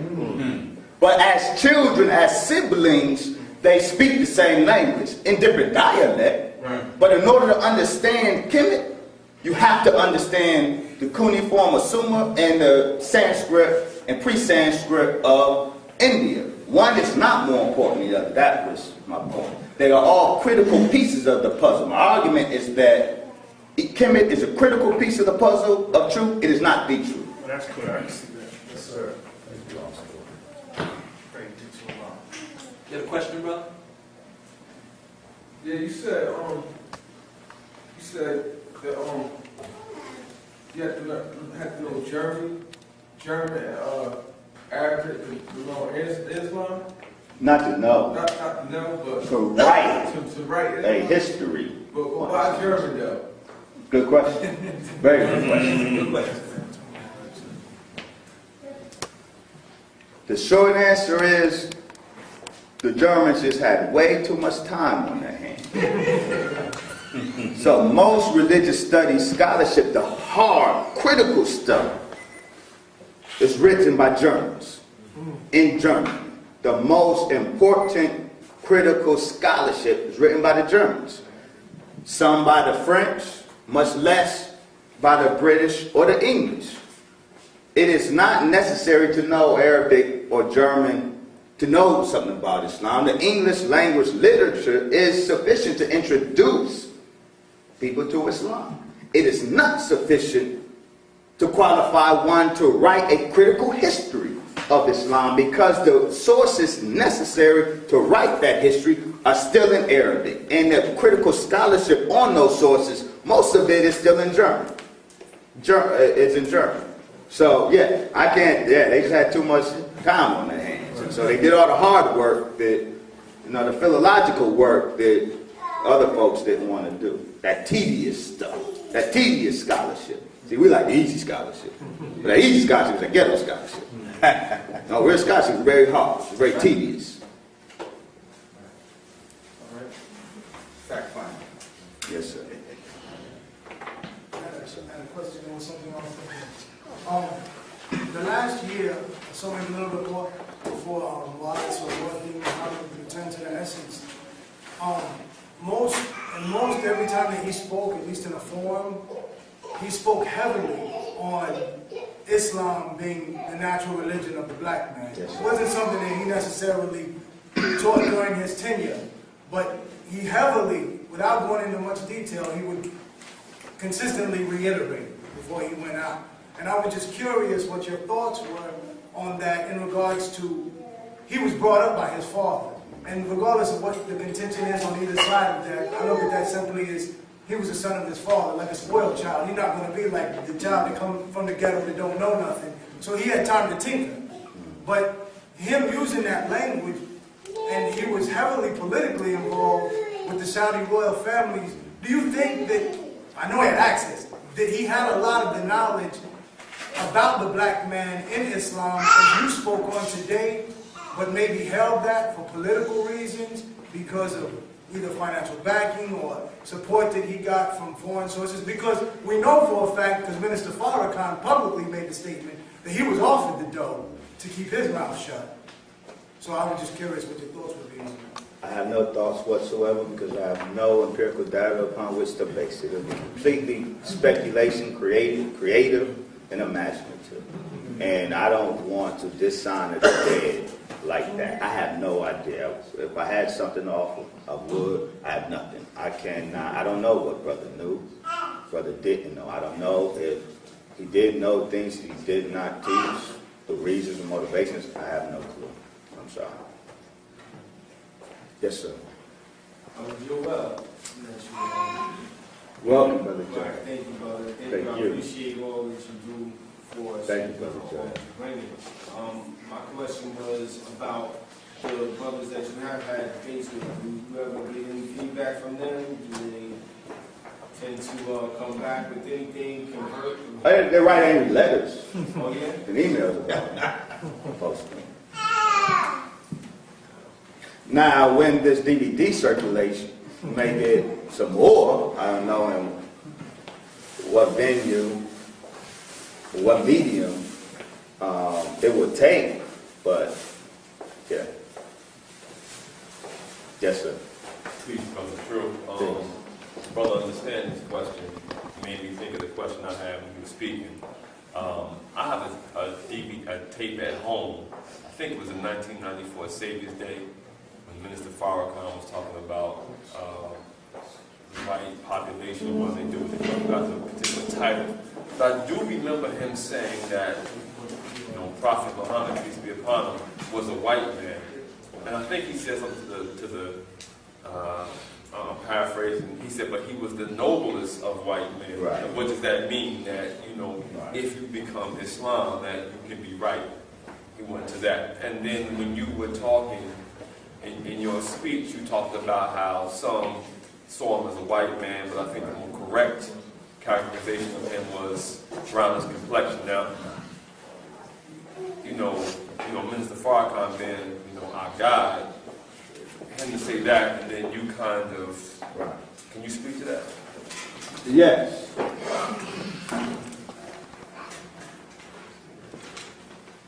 The ethnicity and, in particular, the phenotype of Prophet Muhammad,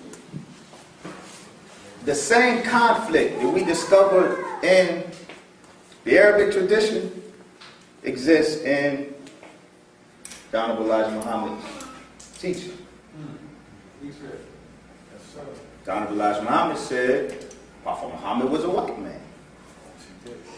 I found one reference to that. However, about 5 times he says he's a member of the black nation. Yes, sir. Yes, sir. Now, at an earlier period, I published on this, and my position at that time was that both could be true. Because, one, white and Caucasian are not the same. Caucasian speaks a genotype. White speaks a phenotype. And genotype and phenotype are not the same. That is to say that black people that are white, they look white. They're white in their phenotype. So-called passing Negroes. Non-Caucasian people who are phenotypically white, but genetically black or other.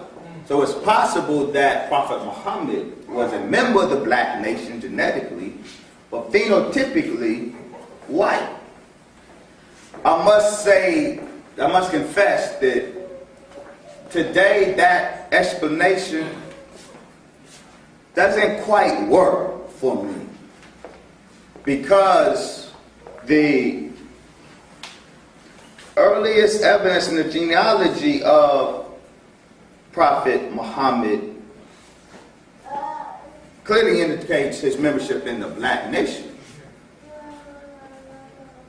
And the Arabic sources describing him as white are later Abbasid, and thus not likely an actual description of how he looked.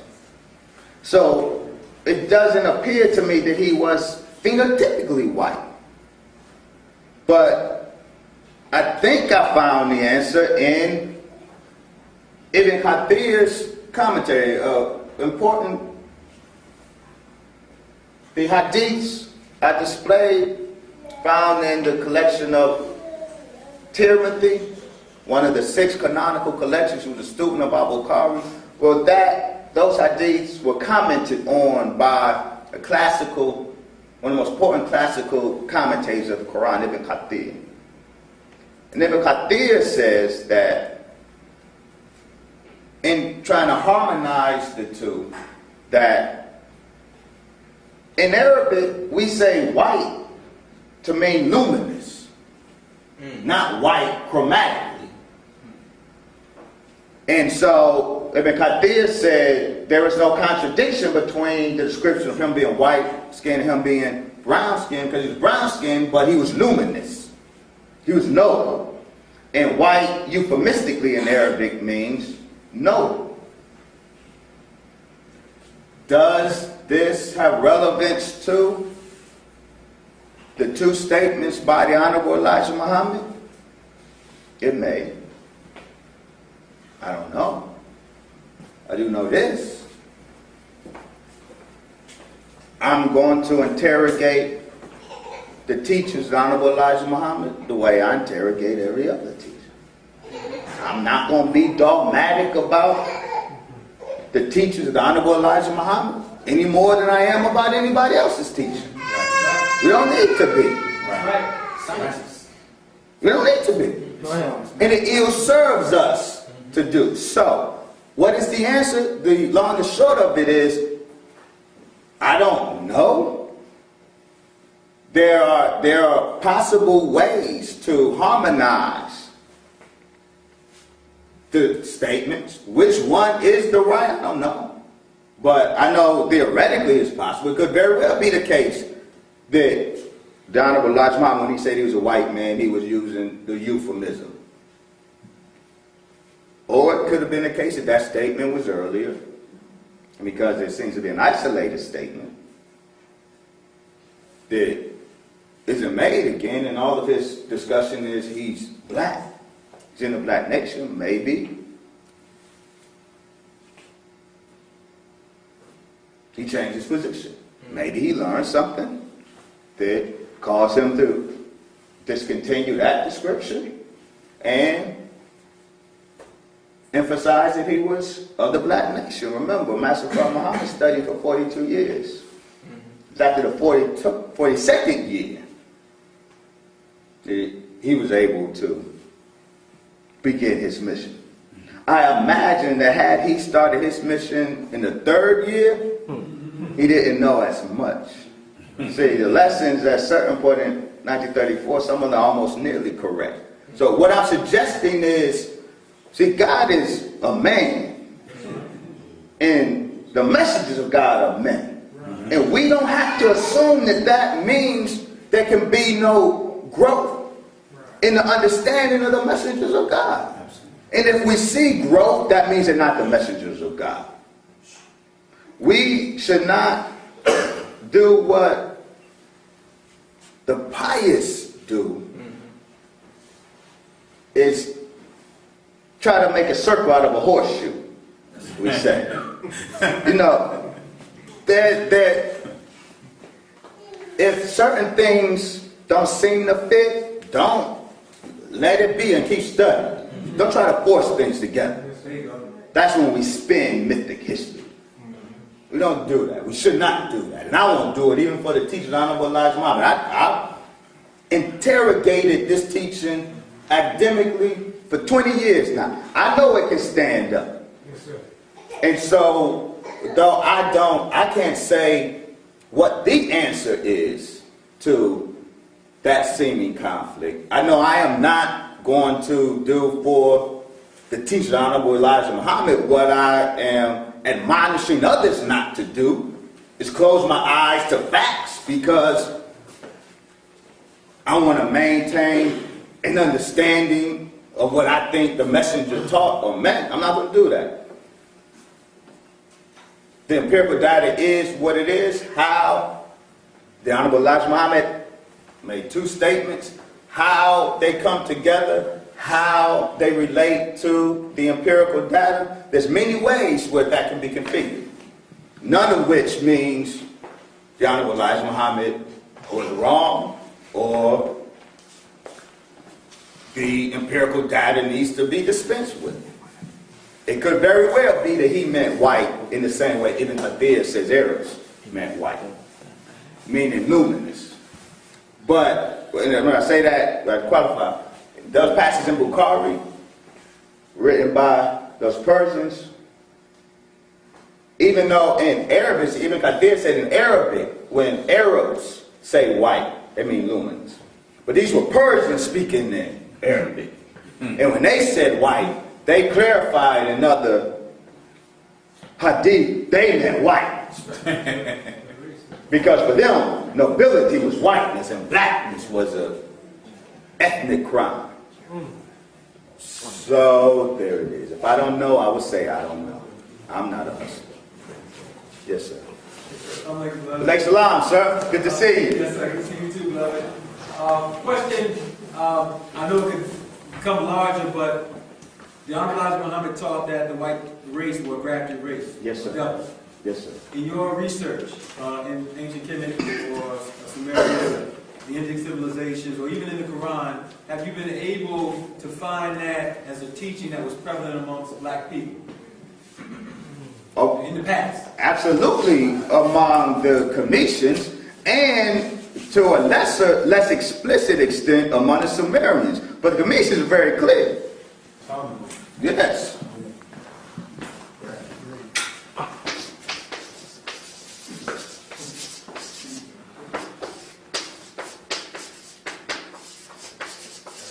See, the whites to the Egyptians were Tamahu, created white people, and they were Sethians. And Seth, at a certain period, Seth didn't start out as the devil. He was a brother of Osiris, but he became the personification of evil, and that designation was applied to the Tamahu. So these are created white devils, according to the Commissions. So yes, sir. Let's wrap it up with one last question so we can. Yes, sir. Go ahead. Yes, sir.